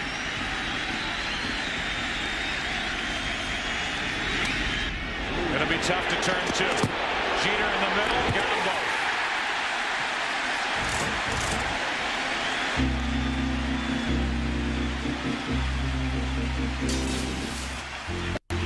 Pitching, pitching, pitching. Please remember Radio Shack is a collection site for the September 11 Fund, benefiting survivors, victims, families, and rescue personnel. The September 11 Fund is a collaboration of United Ways, the New York Community Trust, and the Council of Foundations. As pitch 1 of the bottom of the 7th inning is in for a strike. Nothing new from Curt Schilling. With Bernie Williams, Tino Martinez, and Posada coming up. He just said fastball. He mouthed it. And Williams fouls a 94-mile-an-hour pitch back. It was with Williams at the plate back in game 1 that we saw Schilling mouthing the pitches to his catcher Miller, and he says he does it all the time. Yeah, right. Here it is right here. Fastball. Bernie's from Puerto Rico, but he speaks very good English. Here's the 0-2. Base hit. Apparently. That was a hanging splitter right there. And Bob Brinley telling us that one indication, and perhaps the only indication, that Schilling is tiring is when his splitter is up in the strike zone.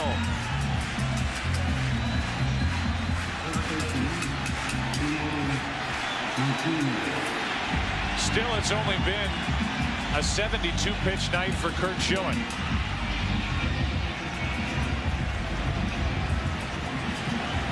Tino Martinez stands in. Martinez 0 for 2. He's grounded out. He has struck out.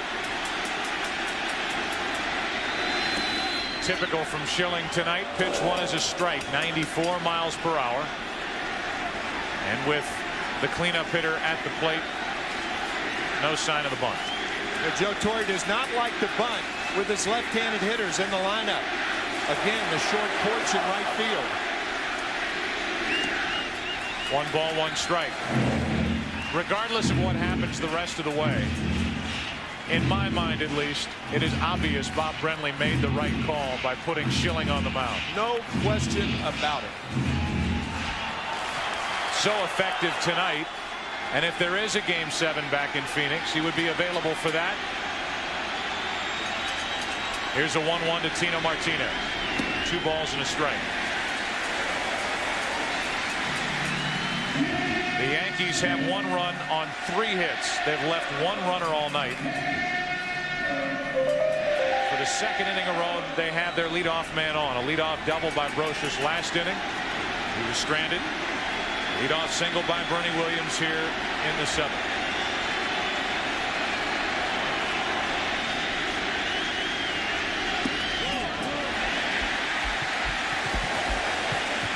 Three balls and a strike. He almost went around, but held up.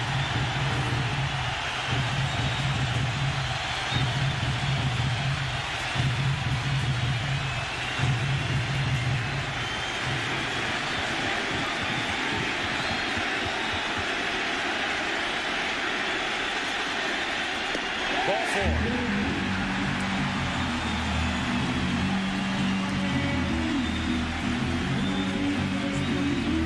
First walk of the night from Curt Schilling. And Bob Welch, the pitching coach, goes to the phone. The Diamondbacks have yet to use their closer in this series, Byung-Hyun Kim. They can't get to him, or there hasn't been a situation where he has been needed.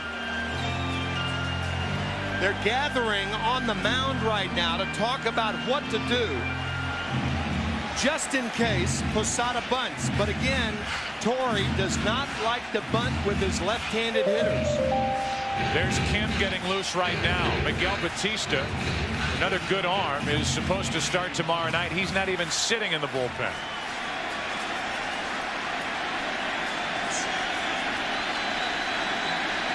Game only in the 7th inning.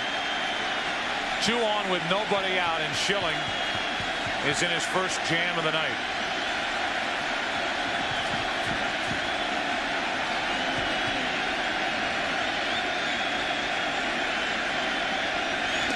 Strike 1. 95 miles per hour from Curt Schilling. The first pitch to Williams, Martinez, and Posada in this inning have all been strikes.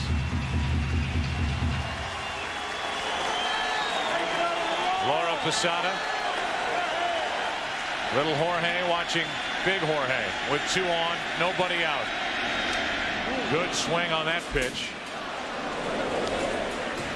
And count 0-2. We have not seen too many pitches in the middle of the strike zone tonight. That was one of them. It is rare from Schilling or from Hernandez or from Stanton. But that pitch certainly hittable. Now Schilling calls Damian Miller out to talk. Runners on at first and second, nobody out. The Diamondbacks leading this World Series 2-1. In the 7th inning of a 1-1 game, and we have seen tremendous pitching from Curt Schilling, Orlando Hernandez, and Mike Stanton, who came on to finish the top of the 7th. Last night, Bernie Williams made a great play on a splitter in the dirt. He's alive for that right now. That one stays out of the dirt and out of the strike zone. 1-2.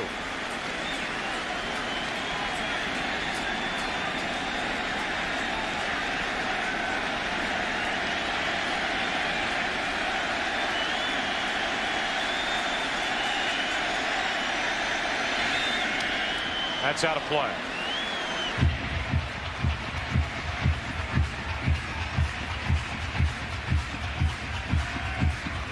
To show you the situation in the Arizona bullpen, they have Schilling on the mound and their closer getting loose in the 7th.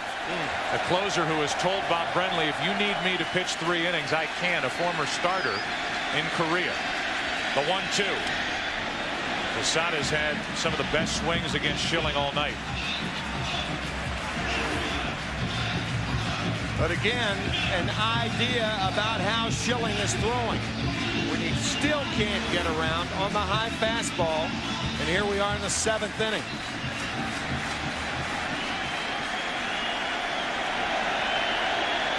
Williams, Martinez on for New York. Posada trying to bring him home. Double play ball. Counsell to Womack. On to first. Runner at third. 2 out. 4-6-3 on the double play.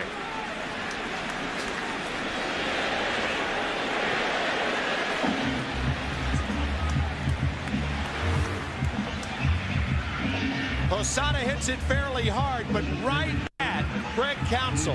An easy double play to Womack. Martinez getting down because of the throw by Womack. Easy double play, 4-6-3. And now it takes a hit for New York from David Justice, who is 0 for 7 in this World Series and has not looked good at the plate. He was struck out twice tonight.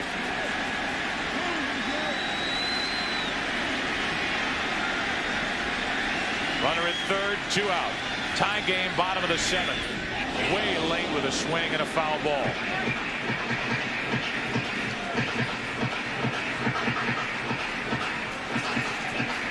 His career against Schilling, but that was long ago. Those numbers, the reason why he was in the lineup in game 1 in Phoenix and O'Neill was not. Not only 2 strikeouts in this game for Justice, but he is 0 for 7 with 7 strikeouts in this World Series. How about that? He has not put a ball in play.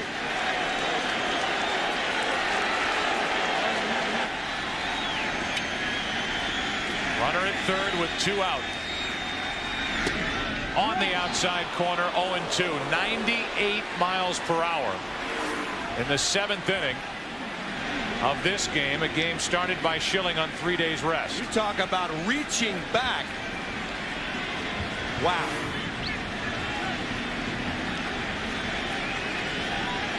So Justice is set up for his 3rd strikeout of the night and his 8th of this World Series.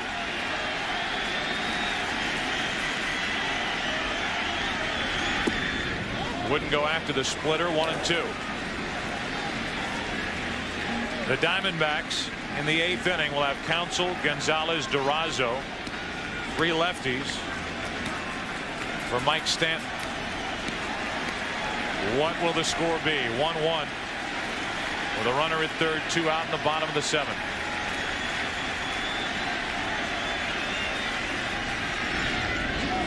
Again, Miller good enough to keep it at the plate. What a save by Damian Miller. After that miserable night last night, for the time being, keeps it tied.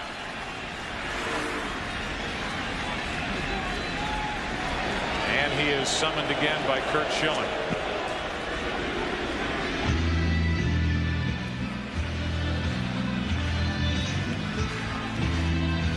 Runner in scoring position here. Runner in third, 2 out for New York. And the Yankees are 1 out of 14 in this series in this position. You can see David Justice still talking to Ed Rapuano about that fastball on the corner, the 0-1 pitch that made it 0-2.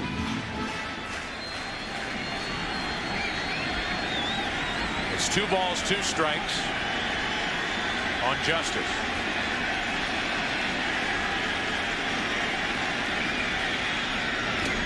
Went up and after it, and Schilling struck him out. Justice is struck out in all 8 at-bats in this World Series, and Schilling is through 7. 3 days rest, 4 days rest, doesn't matter.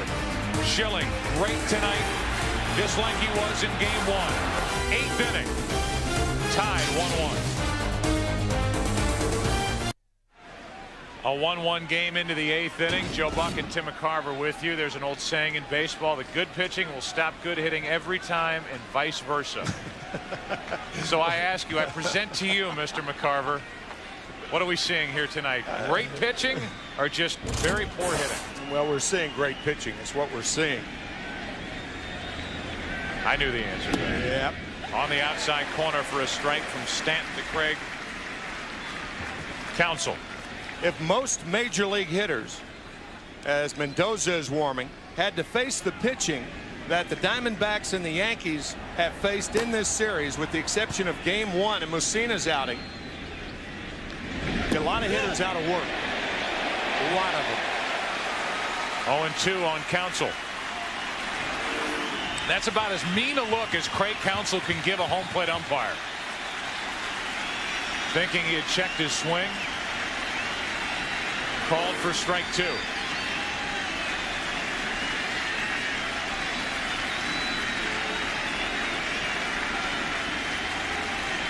Counsell has dropped down 3 perfect bunts so far tonight. Stanton goes even farther away. It's 1-2. Sometimes on a check swing, there have been hitters that have broken bones in their hands. The torque is so great that when you check a swing, it takes its toll on the arms, the wrist, the elbow, or the hands. And it looked like on that first check swing, Counsell rubbing the bicep of his right arm, perhaps straining something. 1 ball, 2 strikes.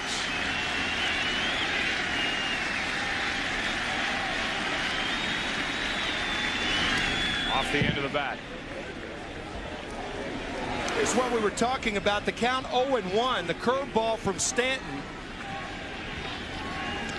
And the check swing. He went too far. There's a lot of torque that goes into a swing like that.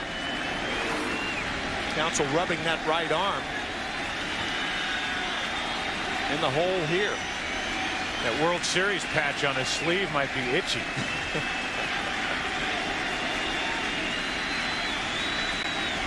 1 ball, 2 strikes. 2-2. Boy, is Stanton throwing hard. 94 miles an hour.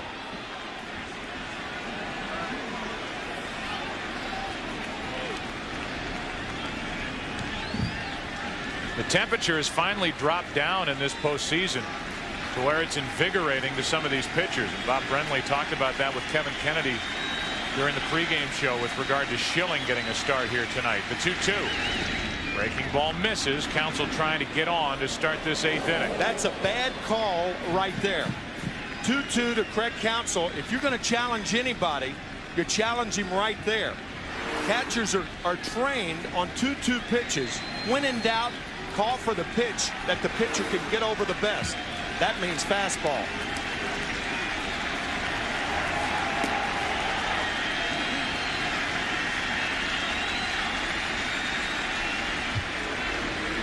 If he ends up walking Counsell, you could blame it on the 2-2 pitch. It's 3-2 with Gonzalez and Durazo to follow. 1-1 in the 8th. Into center. Williams, 1 out. Our game summary is brought to you by Pepsi. A lot of zeros up there. Not many hits. A total of 7. Schilling, Hernandez, very good. Schilling is already through 7 with 9 strikeouts and only 4 base runners allowed. Diamondbacks have had their leadoff hitter reach 4 of the 8 innings. Mark Grace, Shane Spencer, solo home runs. Their first in World Series play. That's accounted for all the scoring. The notebook that Curt Schilling keeps on the opposing hitters. He also has a laptop that he can run video on. Still can't figure out how to do that on mine, but he can call up any confrontation he's had with any hitter at any point if it's on videotape. The laptop is a little cumbersome while you're pitching, however. 1 ball, 1 strike. Notebook's a little handier. That's right.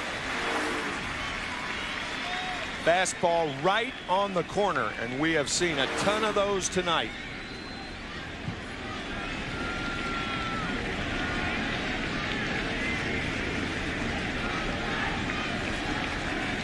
Gonzalez has been hit by a pitch, drawn a walk, flied to left at the start of a 7-2 double play. Into center field, a base hit. Williams over to cut it off, and Gonzalez is on with 1 out here in the 8th inning. Just about 11 o'clock straight up on the scoreboard clock here at Yankee Stadium. Game 4, Arizona on top 2-1. Bill Buck, Tim McCarver with you. Michael Weissman and Bill Webb, our producer and director, down in the truck. It has been a story of pitching since the beginning. The questions were about the Arizona starter, Curt Schilling, working on 3 days rest. He has been fantastic. And Orlando Hernandez, Yankees didn't know what to expect out of him. Went 6 1/3 innings pitched, 1 run on only 4 hits. Now it's Stanton with a runner at first, 1 out, facing a Rubio Durazo. Durazo hitless tonight. It's ball 1. If you're thinking why a lefty against a lefty, just remember Game 5 of the National League Championship Series when it was Durazo who was called upon when Mark Grace pulled a hamstring. And he homered off the left-hander, Tommy Glavine of the Braves, to give the Diamondbacks the National League pennant. Also realize that Mendoza's ready in the Yankee bullpen if they went to a right-handed bat like Colbert. Check on Gonzalez, especially with Matt Williams, the right-handed hitting third baseman, on deck. Joe Torre would make that switch. So Bob Brenly wants Durazo against Stanton. He really likes the way Durazo's been swinging the bat. He is some good-looking young hitter.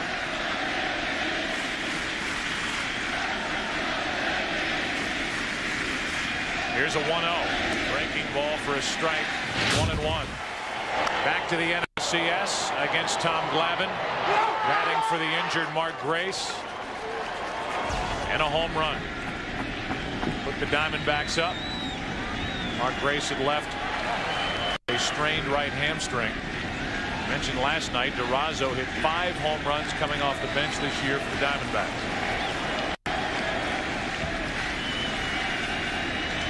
12 home runs overall, and he gets into one to center. Williams back on the run, can't get it, up against the wall. Gonzalez around third. Gonzalez to the plate. Poor throw by Soriano. Gonzalez is safe. Durazo holds at third, and the Diamondbacks lead it 2-1.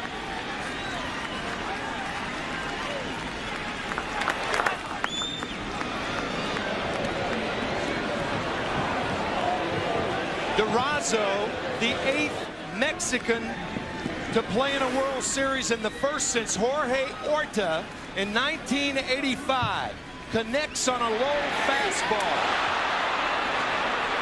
The relay. Soriano's throw to the first base side. Gonzalez is safe easily, and the Diamondbacks have the lead. Did he miss second base? That was close. Gonzalez nearly stumbling around the second base bag. Ended up scoring easily, and Stanton is finished. The Nextel call to the bullpen. Stanton is gone. Mendoza is coming in. Matt Williams is coming up.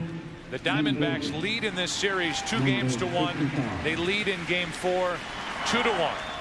As a Rubio Durazo stays in to face Stanton and delivers with an RBI double. Base.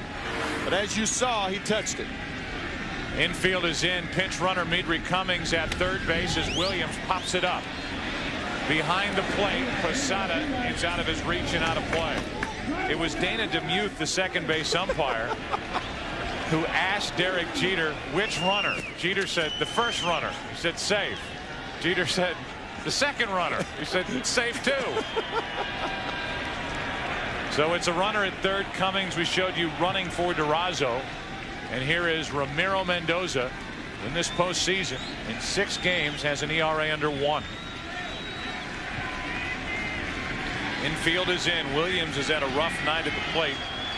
He has left 5 runners out there. Runner at third with 1 away. A big run sitting over there for Arizona. And it's 0-2 on Matt Williams.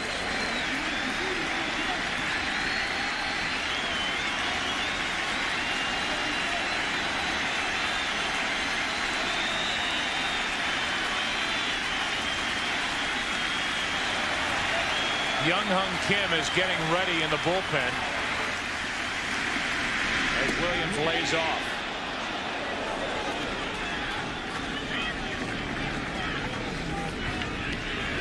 Schilling is up near 90 pitches and may be finished for the night after getting out of that 7th inning jam. 2 on, nobody out for New York.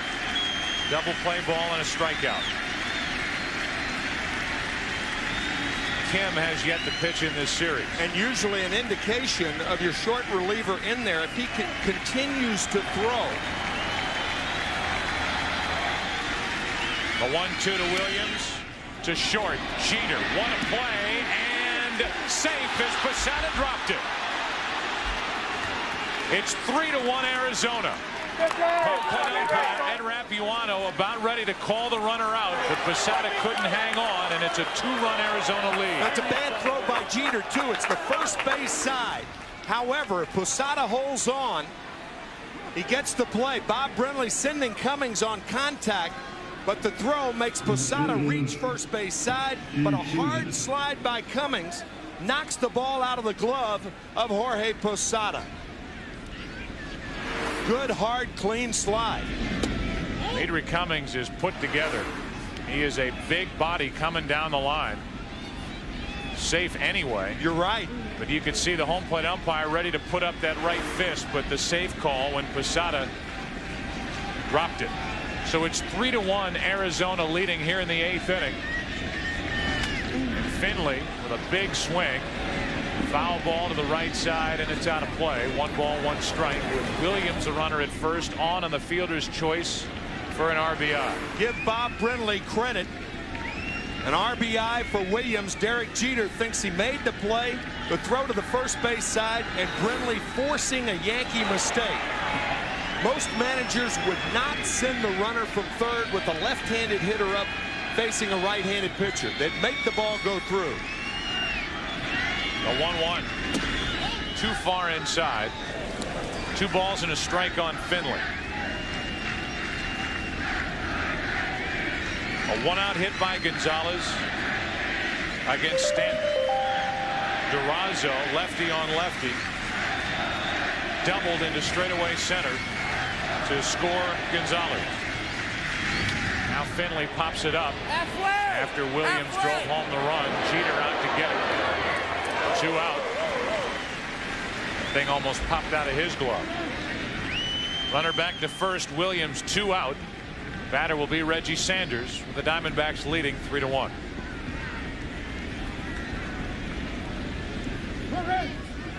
In the bottom of the 8th for New York, it'll be Spencer, Brocious, and Soriano. Here's Reggie Sanders. If Derek Jeter's throw is to the third base side, it allows Posada to give with the slide. Because it was to the first base side, Posada came back and made the tag. And it was right for Cummings to knock the ball out of his mitt. You could see on that virtual manager question as we looked at the play again at the plate. Cummings got his foot on the plate as Posada had to drift to his right, come back, try and make the tag. Home plate umpire ready to call him out, but the ball popped out. You can see on that virtual manager question that people at home logging on believe that Schilling is going back out there for the bottom of this 8th inning. Young Hun Kim continues to get loose for the Diamondbacks out in their bullpen. Got to think Kim's got to be in there since he's continuing to throw. Sanders hits it to Brocious, fielded a tricky hop in the force out at second base to end the inning. A big inning for Arizona, up 2 games to 1 in this 2001 World Series. Durazo drove home the first, Williams the next, and as we go to the bottom of the 8th at Yankee Stadium, it's 3-1 Arizona. Young Hun Kim makes his first World Series appearance, and Curt Schilling is sitting on the bench and watching here in the 8th inning. 3-1 Arizona. The numbers for Kim in the postseason: only 4 games, an ERA of 0. Kim is asking home plate umpire if he can blow on his hands. Shane Spencer first up. Bob Brenly has made a lot of decisions in this postseason. One of them, in our opinion, worked out extremely well. Curt Schilling starting on 3 days rest here in Game 4. This is a decision that I do not agree with. Well, if you're the Yankees, it's an interesting decision by Bob. If you're the Yankees, you're glad to see Schilling out of the game. However, if you're Bob Brenly, you're thinking about Game 7. And I know your point. Forget Game 7. Don't get mad at me. My gosh. I'm not. Here's the 2-0. 2-1. If you're leading 3-1 in Game 4, and you've got Schilling rolling, he's thrown 88 pitches. He threw 98 miles an hour to David Justice last inning. Get the game here in Game 4. You've got Randy Johnson waiting for Game 6. There may be no Game 7. Well, again, a lot of times the way you gauge whether to take a pitcher out or not is to consider how your opponent feels about removing that pitcher. 3 balls and a strike on Shane Spencer. Popped up to the right side. It's foul and backing out of play.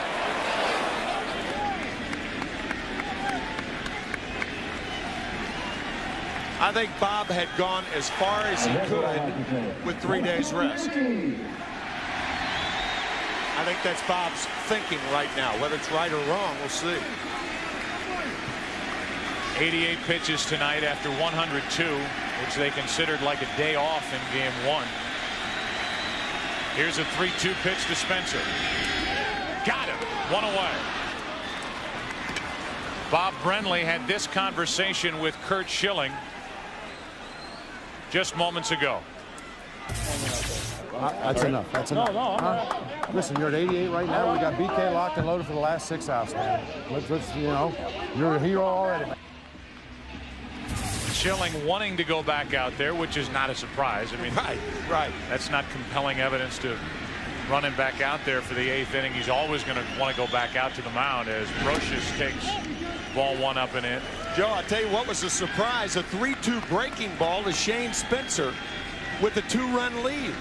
1-run lead, tie game, you can understand it. Shot Spencer. On the outside corner, 1 ball, 1 strike.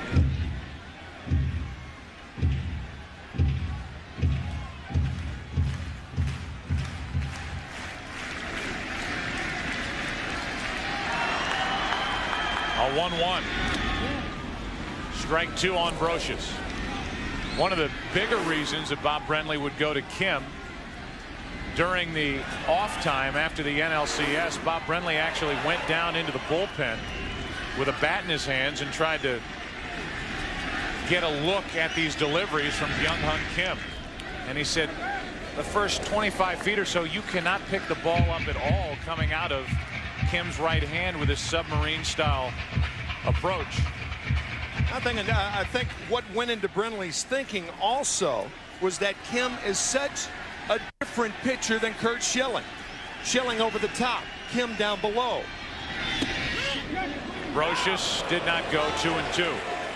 And the point about Brenly looking at Kim, he said, I'd never tried to stand in there against him. I don't know how anybody hits him. First Korean-born player to appear in the World Series. Congratulations to Byung-Hun Kim. We're in the 8th inning of a 3-1 game. Now the count's full on Brocious as it was on Spencer. Here's that sidearm underhand delivery of Kim's. He threw a 3-2 slider to Spencer. We'll see what Brocious gets.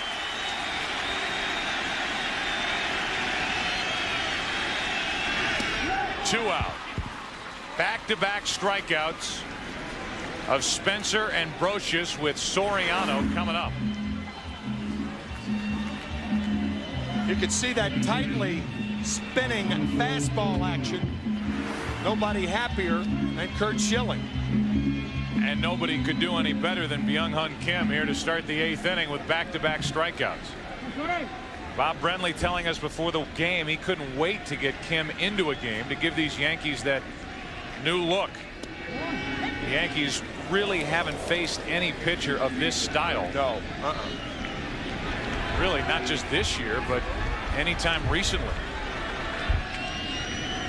The 0-1 to Soriano. 1 ball, 1 strike. It's that sweeping breaking ball. When you throw a breaking ball from that far down under, the ball can't go down. What goes down is a sinker. But when you're under the ball stays on a level plane or goes up. That pitch seemed to go up. 2 balls and a strike. They actually call the pitch an upshoot, which is a throwback term for these deliveries from Kim that seem to rise when they get to the plate. Young-Hun Kim is 1 strike away from striking out the side here in the 8th inning.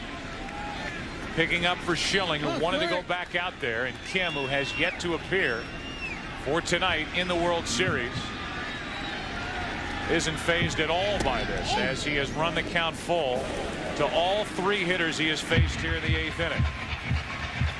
That was the other unknown. You didn't know how Kim would respond. That's right. Coming out of the bullpen with that long of a layoff at Yankee Stadium for the first time in the World Series. And boy, did he respond. Struck out the side. Bob Brenly, the right decision. Curt Schilling watching all 3 strikeouts from the dugout. 1, 2, 3. 3-1 after 8.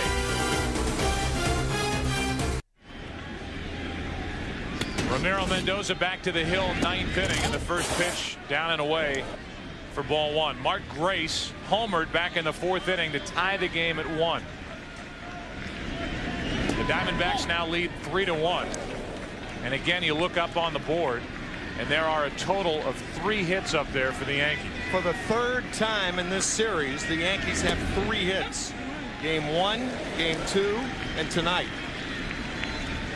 And a total of 4 runs as they have played 4 games now, this being the 4th game. That's outside. 3-1 on Grace. And Joe Torre tonight trying a different combination with Jeter leading off. O'Neill in the number 2 spot, everybody moving up. Spencer in there, that's paid off with a home run for the only Yankee run of the night back in the 3rd inning.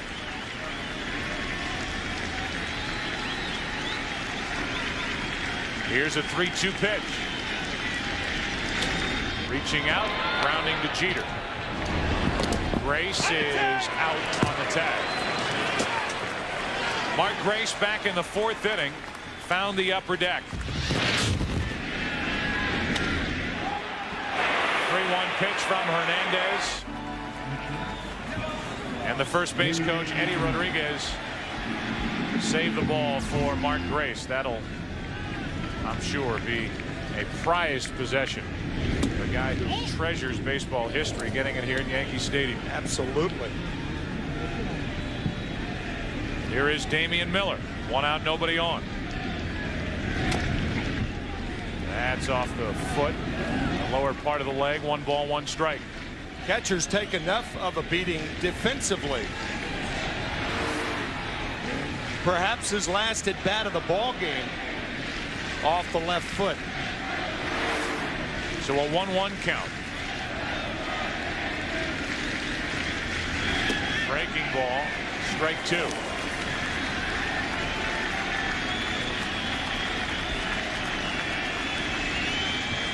Tony Womack's had a big night.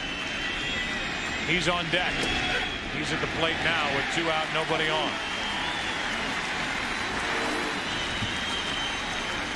First strikeout for Mendoza. Nice pitch on the outside corner, a fastball. Now, we talked about the lack of World Series experience for this Arizona team. But a team filled with players long on major league experience.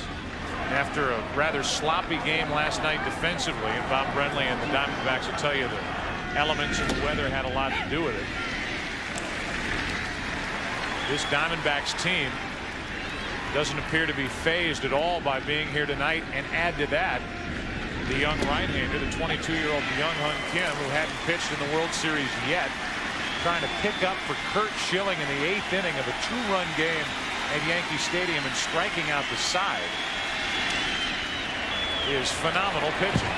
That's the thing. His first major league appearance is at Yankee Stadium. He got through the 8th. He'll go back for the 9th and deal with the top of the Yankee lineup. 3-1 Arizona.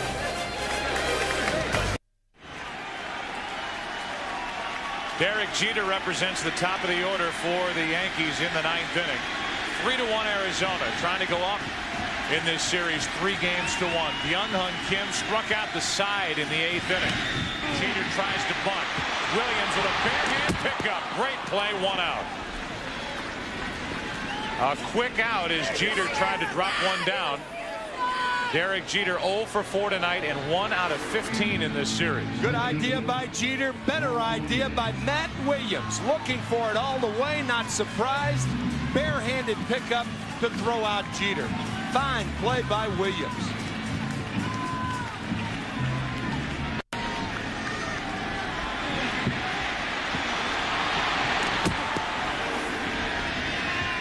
So 1 out to start the 9th inning. Paul O'Neill takes ball 1. Kim, who we saw in the division series struggle in that game 3 outing against St. Louis, has come in here and pitched better than he has at any point in the postseason and down the stretch. Realize that Kim struggled down the stretch for Arizona, yet Bob Brenly went to him in the 8th inning to take over for Curt Schilling. Bob Brenly is certainly not afraid to make these decisions. Curt Schilling didn't agree with him. Byung-Hun Kim rewarded Bob Brenly with a 1-2-3 8th inning. Now they count 2 balls and a strike on Paul O'Neill. 11:31 here in New York. 1:31 p.m. Thursday afternoon in Korea. Anyun Hashimnika to the Korean fans watching. As a 2-1 pitch. Wow. Just missed. 3-1. That means hello to a fan base that used to follow every move of Chan-Ho Park, and now because he's in the World Series, Byung-Hun Kim has taken over.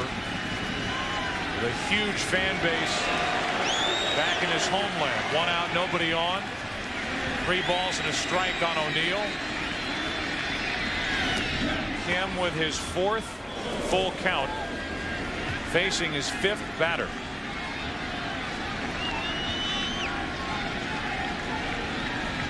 O'Neill trying to get on in front of Bernie Williams.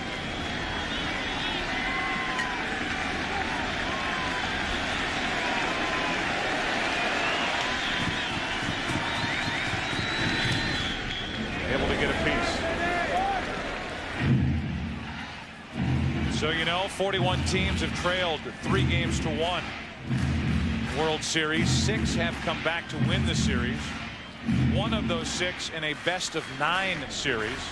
So in a best-of-7, it's happened 5 times. The last time, 1985, with the Royals over St. Louis. It has happened for the Yankees in their past. O'Neill breaks his bat, floats one to left. It's a base hit. And the tying run will come to the plate here in the 9th inning. That's all the Yankees needed to get 1 runner on and get the tying run up there. I think Joe Torre ought to think about pinch running for Paul O'Neill right now. If the Yankees don't tie it, they have no chance to win it. 9th inning. Clay Bellinger, a much faster runner than O'Neill. Pitch ran for him in the 7th inning last night. But at the moment, the Yankees are leaving O'Neill in the game with Bernie Williams and Tino Martinez coming up. What Joe may be thinking is that if Tino Martinez gets on, then you run Bellinger. But right now, bang-bang play at second base, a force play, something like that, where Bellinger makes it and O'Neill doesn't. I think you have to think about that. Bernie Williams at the plate, 1 out of 3 tonight, facing Byung-Hun Kim for the first time and taking a strike on a slider. Only time the Yankees won a game when trailing by 2 runs after 8 innings. The 1939 World Series Game 4. It's a 2-run Arizona lead in the bottom of the 9th, and Bernie Williams hits it foul outside first. I was just going to say that I am very surprised Mark Grace is holding Paul O'Neill on at first base. To me, you got a 2-run lead. You play your first baseman back this way and guard the line. Protect against the double. If Bernie Williams hits one into the position, Bob Brenly will never forget it. Here's a 0-2. 2 out as Williams strikes out. That is 4 strikeouts for Byung-Hun Kim. Looked like a slider out of the strike zone, and Williams is down on strikes. What a job by Kim. So now it's the tying run at the plate in the person of Tino Martinez, and the Diamondbacks are 1 out away from taking a 3-1 lead in this 2001 World Series. In Game 5 tomorrow night, Messina and Batista. 1 on, 2 out. Martinez hits one to deep right center field. At the wall. Tie game.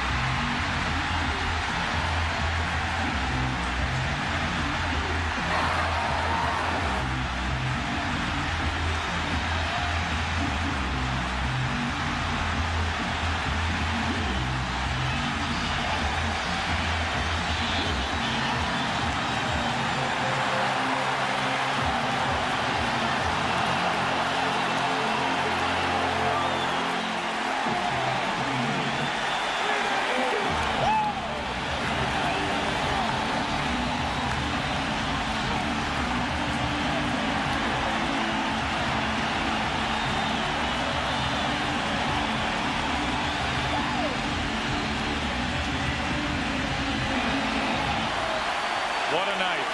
Mercy. A 2-out, 2-run game-tying home run in the 9th inning. Now Jorge Posada.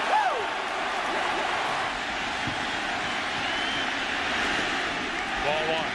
The first pitch Martinez sees from Kim. Tie game. Tino Martinez carried this team in the second half of the season, was their most consistent hitter all year. What a time he picked for his first hit of this World Series. Tino Martinez also the only Yankee to hit 275 since September 1st.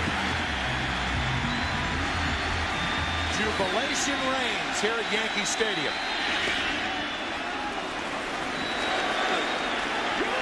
So Luis Gonzalez, who had scored what potentially could have been the winning run for the Diamondbacks, watches his high school best friend Tino Martinez get his first hit of this World Series, a game-tying 2-run home run with 2 out in the 9th inning.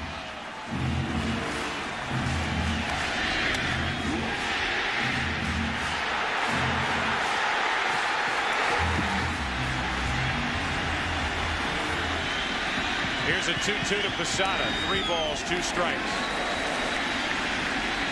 A 1-out hit by O'Neill. And a 2-out home run by Tino Martinez. 2 guys who could very well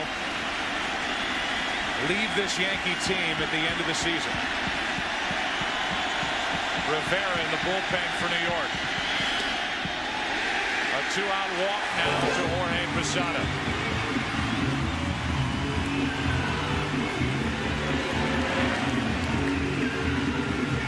So Kim was asked to go 2 innings. He was terrific in the 8th inning. Not good enough here in his 2nd inning of work.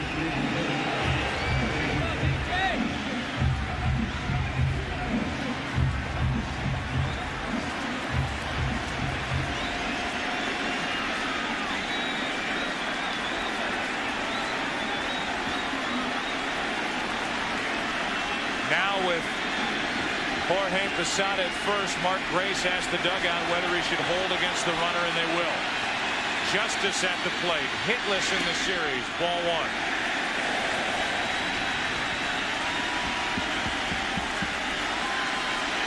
And Kim will get a visit from Bob Welch, his pitching coach. Kim surrendered 10 home runs during the regular season.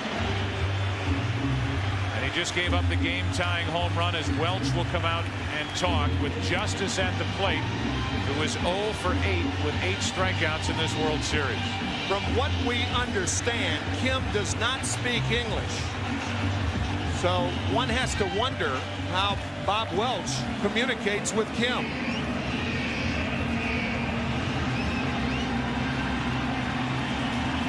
Another look at the home run.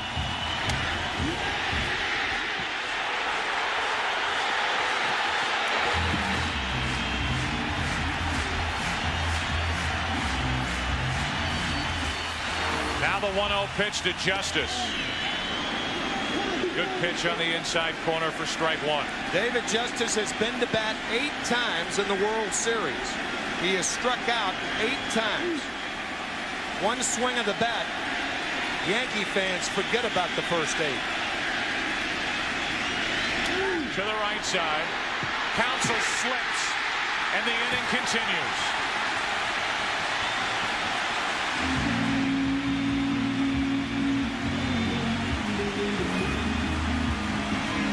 A reminder that it's still Halloween. And it's still these Yankees at this ballpark. Still waiting to rule on hit or error. But it's Shane Spencer, who in the last 2 games has come up big for the Yankees with a chance to win it. Now you've got Posada, the lead runner, out at second base. That's right. It's a base hit, by the way, for Justice, his first hit of the World Series. I know your point, Joe. Why not pinch run for Jorge Posada, who is not a good base runner, and he's not fast. The Diamondbacks do not have good arms in the outfield. Steve Finley throws the best in center. 2 on, 2 out. 3-3 game in the ninth. Spencer, ball one. I think what Joe Torre is thinking here is that Shane Spencer is a powerful enough hitter to move the outfielders back, and I bet you Don Zimmer just suggested something that you were thinking about. Perhaps have Bellinger pinch run. By bringing Kim in the 8th inning. Now because of this 9th inning rally, Kim is facing these Yankee hitters for the 2nd time. Spencer faced him to start the 8th. 1 ball, 1 strike. Don Zimmer was just looking out at Posada saying, get a big lead, get a big lead. Moving his hands outward so you can score on a base hit. Because nobody is going to think about holding Posada close at second base. No way.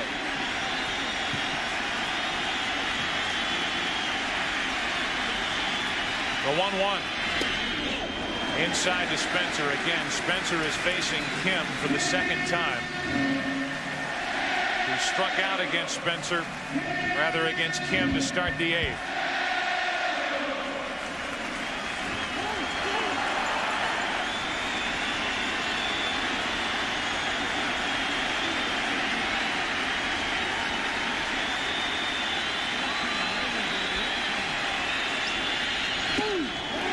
Ball 3.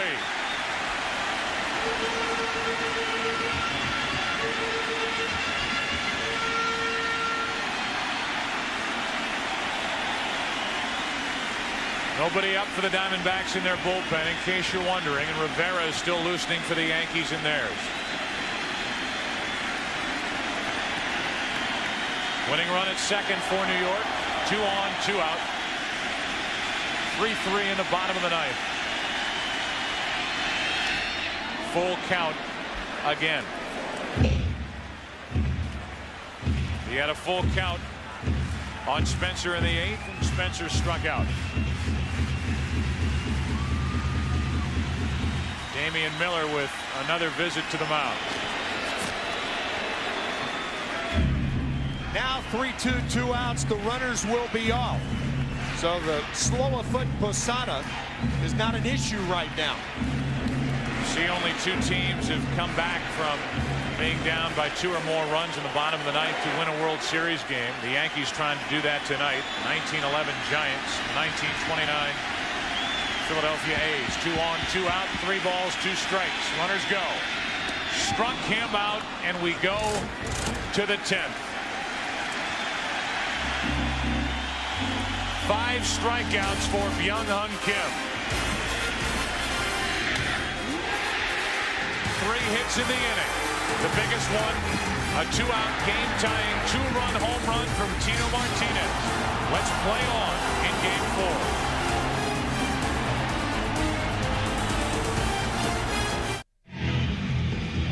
4. Mariano Rivera takes over for the Yankees in the 10th. It'll be Counsell, Gonzalez, and then Cummings spot in the order. He pinch ran for Durazo back in that 2-run 8th. Here are the numbers for Mr. Automatic, who has 5 saves in this postseason, 24 in his postseason career. He has saved 23 straight. This is obviously a non-save situation, but in these pressure moments, there has been nobody better than Mariano Rivera.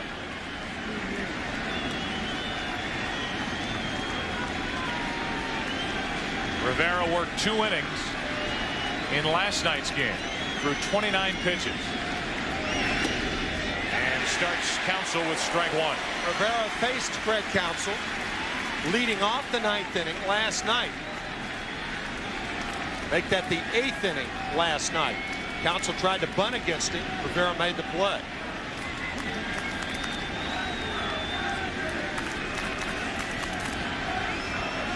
A 3-3 score. We're in the 10th. The 0-1 pitch to Craig Counsell. 92 miles per hour. It's 0-2. Joe, one of the exquisitely interesting things about this game is that in 12 minutes, Joe Torre's contract is up with the New York Yankees. Because the postseason was pushed back a week. Right. His contract is finished at midnight. But according to Joe Torre, right, and according to all the reports that you read, the same can be said for Brian Cashman, who deserves a big contract here with the Yankees. Absolutely. For the job he has done. It's only a matter of time and getting the language straight, and they'll both be signed as Counsell takes ball 2 inside, 2-2. It is a tantalizing sidelight to this ball game. Counsell has dropped down 3 sacrifice bunts tonight and fly into center. The 2-2 from Rivera. Broken back. Another one for the pile. And Jeter takes care of Counsell. Rivera broke 1 bat last night, and he put together a bonfire's worth during the regular season. Nobody in the major leagues breaks more bats than Mariano Rivera.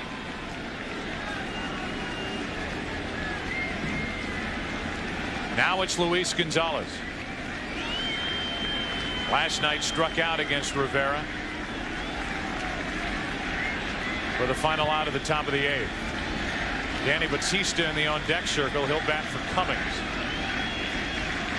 1 out, nobody on. Gonzalez tries to step into one and comes up empty. Strike 1.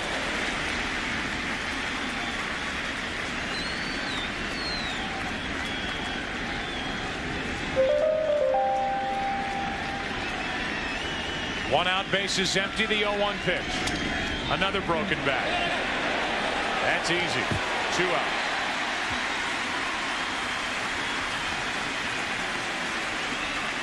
Johnny Sain was a great pitcher of Spahn and Sain and Pray for Rain, Boston Brave days. He has said and still says that pitching is the art of fooling the hitter, not for Mariano Rivera. There is no fooling any hitter that faces Rivera. They all know what's coming. They know the speed of it. They know the movement of it. And how he continues to do it is unbelievable. The dart at the end How can a 170-pounder throw a ball that hard? That's what hitters have said. Danny Batista, who was a starter in Game 2 and delivered for Bob Brenly, a 2-for-3 night. Driving in a run, scoring a run, is at the plate. Since 1998, 23 for 23 in the save department with an ERA under 0.7. 1 ball, 1 strike on Batista. Good work by Ramiro Mendoza for the Yankees. He goes an inning and 2/3. No hits, 1 strikeout, no walks.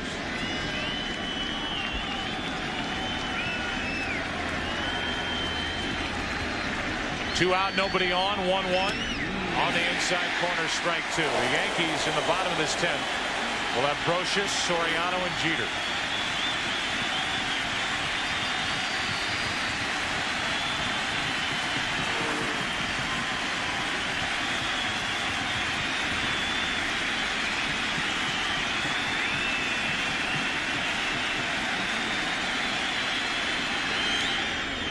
.94 miles per hour. If this game drags on, and realize that the Yankees have not hit much, really hardly anything in this series to this point. They got the 2-out 2-run home run from Tino Martinez to tie it. Joe Torre goes to Rivera. No surprise here in the 10th inning. May be available for the 11th. But if this game wears on, Torre's going to have to get some outs later with pitchers he doesn't typically trust in tight games. Names like Choate, Hitchcock, and Witasic. Those are the 3 left. You're right. If the Yankees can't score in the next inning or 2, advantage Diamondbacks.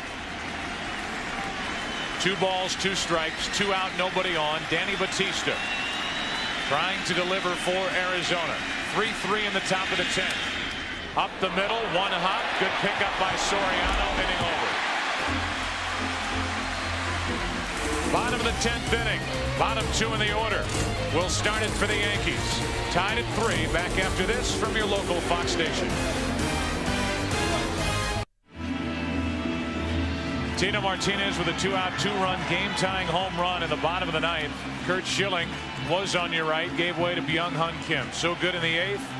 Came up 1 run short, 1 out short in the 9th. And now here in the 10th, we'll deal with Brocious, Soriano, and Jeter for the Yankees. 3-3 the score. Down the left field line. If it's fair, it's over. It is foul.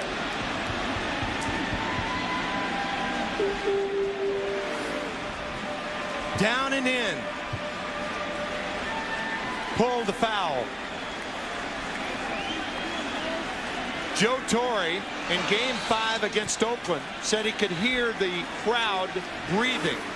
He could hear the crowd sighing after that foul ball. Brocious pops it up into right after giving some Carlton Fisk body language. Leaving the home plate area. He flies to Sanders for the first out in the bottom of the 10th. And Alfonso Soriano, who has already hit a game-ending home run this postseason, doing so in Game 4 of the American League Championship Series. And doing so, he became the first rookie ever to accomplish that. This Game 4 could come down to a battle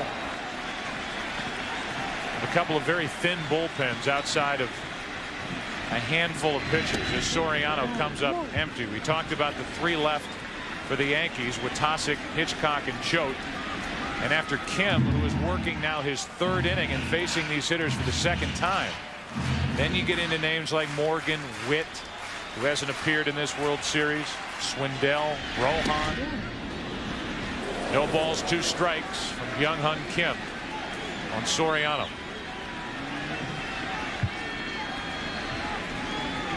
Soriano 0 for 3 tonight. Struck out his last time up against this right-hander. 1-2, and you can see Damian Miller having a tough time just catching that pitch. That was a backup slider. That's an area where a lot of pass balls come for catchers.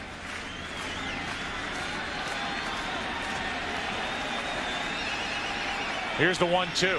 2-2. Up shoot.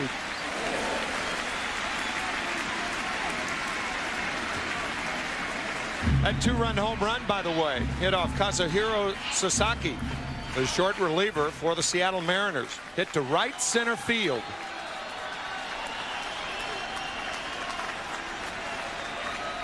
One out, bases empty. Soriano up with Jeter on deck. Into left field. Back is Gonzalez. Short of the track. He pulls it in. 2 out. And with that, 2 out, nobody on in the bottom of the 10th. Jeter will bat. And these chimes mean it is November.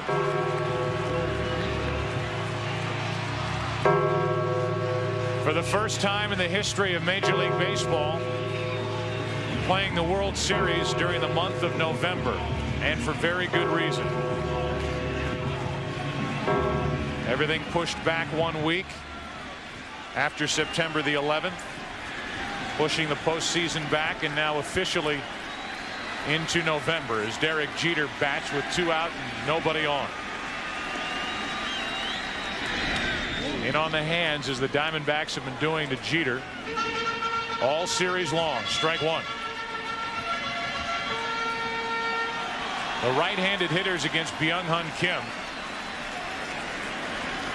as they welcome the fans here at Yankee Stadium to November baseball. The righties against Kim 0 for 7 with 4 strikeouts. It was a hit by the left-handed hitting Paul O'Neill with 1 out. The 2-run home run by Tino Martinez, the lefty, with a couple out in the 9th inning that tied it. Justice has the other hit. The 0-2 to Jeter. 1-2.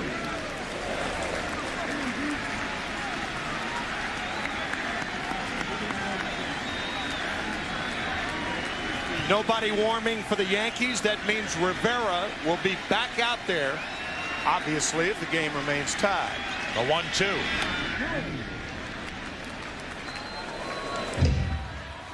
Jeter 1 out of 15 in this World Series. Rivera went 2 innings last night. He threw 13 pitches in his first inning of work here tonight.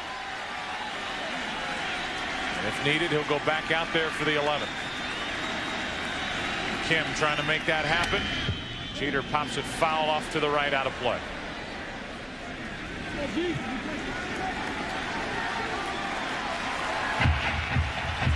Think back to '96 with the Yankees leaving here down 2-0 to Atlanta. They turned to a veteran, David Cone, to help them win Game 3. They trailed in the late innings in Game 4 and got the game tying home run from Jim Leyritz, a 3-run shot. Here tonight in Game 4 of the 2001 World Series, a game tying home run by Tino Martinez in the bottom of the 9th. Another 1-2 pitch to Jeter. 2-2. With Jeter's ability to hit the ball to right field with 2 strikes, Mark Grace is about halfway at first base. But Jeter can pepper that line, particularly with 2 strikes. He goes to right field with 2 strikes on it.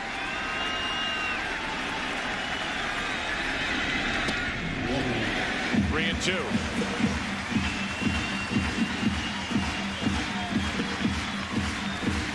Paul O'Neill on deck. He showed you Swindell getting loose in the Arizona bullpen.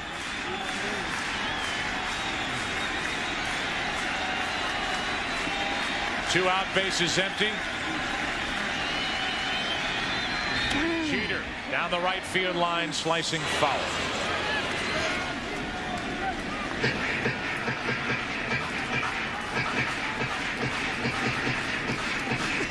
Somebody has to be. Somebody will be at the end of the night. If only for one day.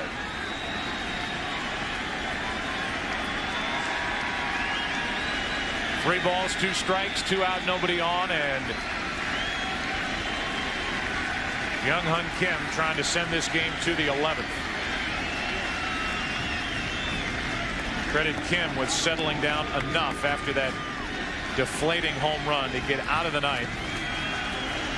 He's taking care of the first 2 here in the 10th. Jeter hits it into right. Back at the wall. Game over. Yankees win and the series is tied.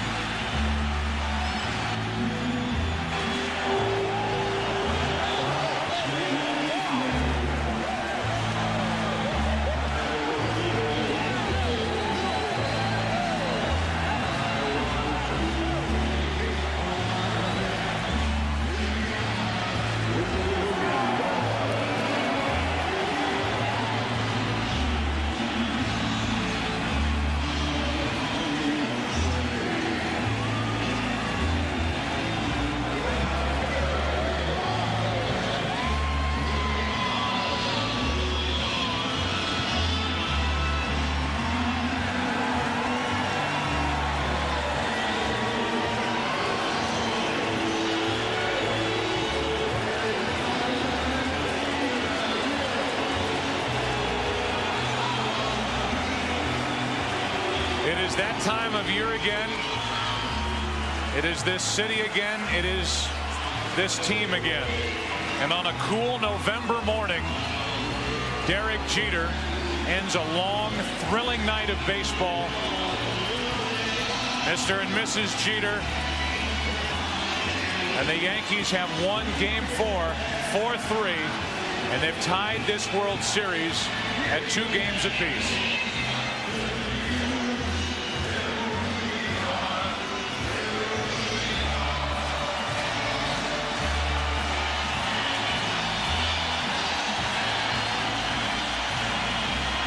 One for the ages. Bedlam in the Bronx. Mercy.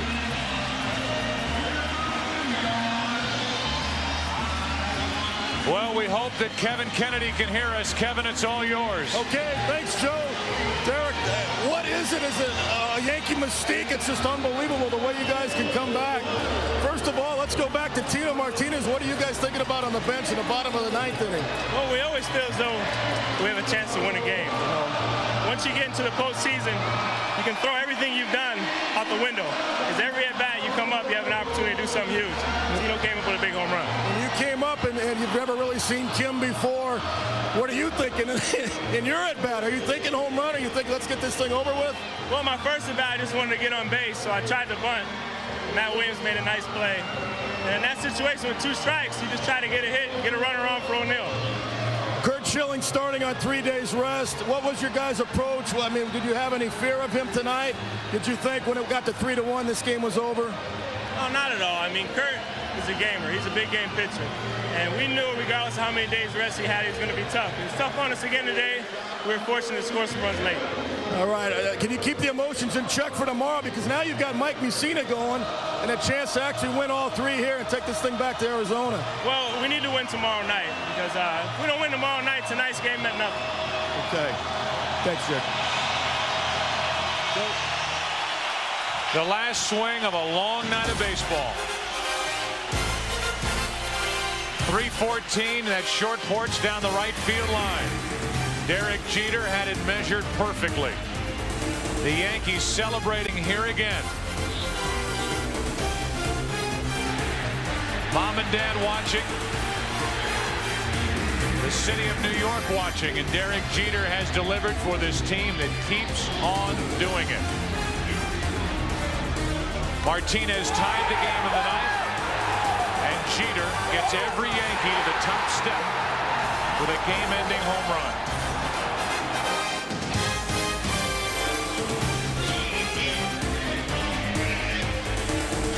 This team finds different ways to do it. They come back and stun the Diamondbacks tonight. A final in 10 innings. 4-3 Yankees with a World Series.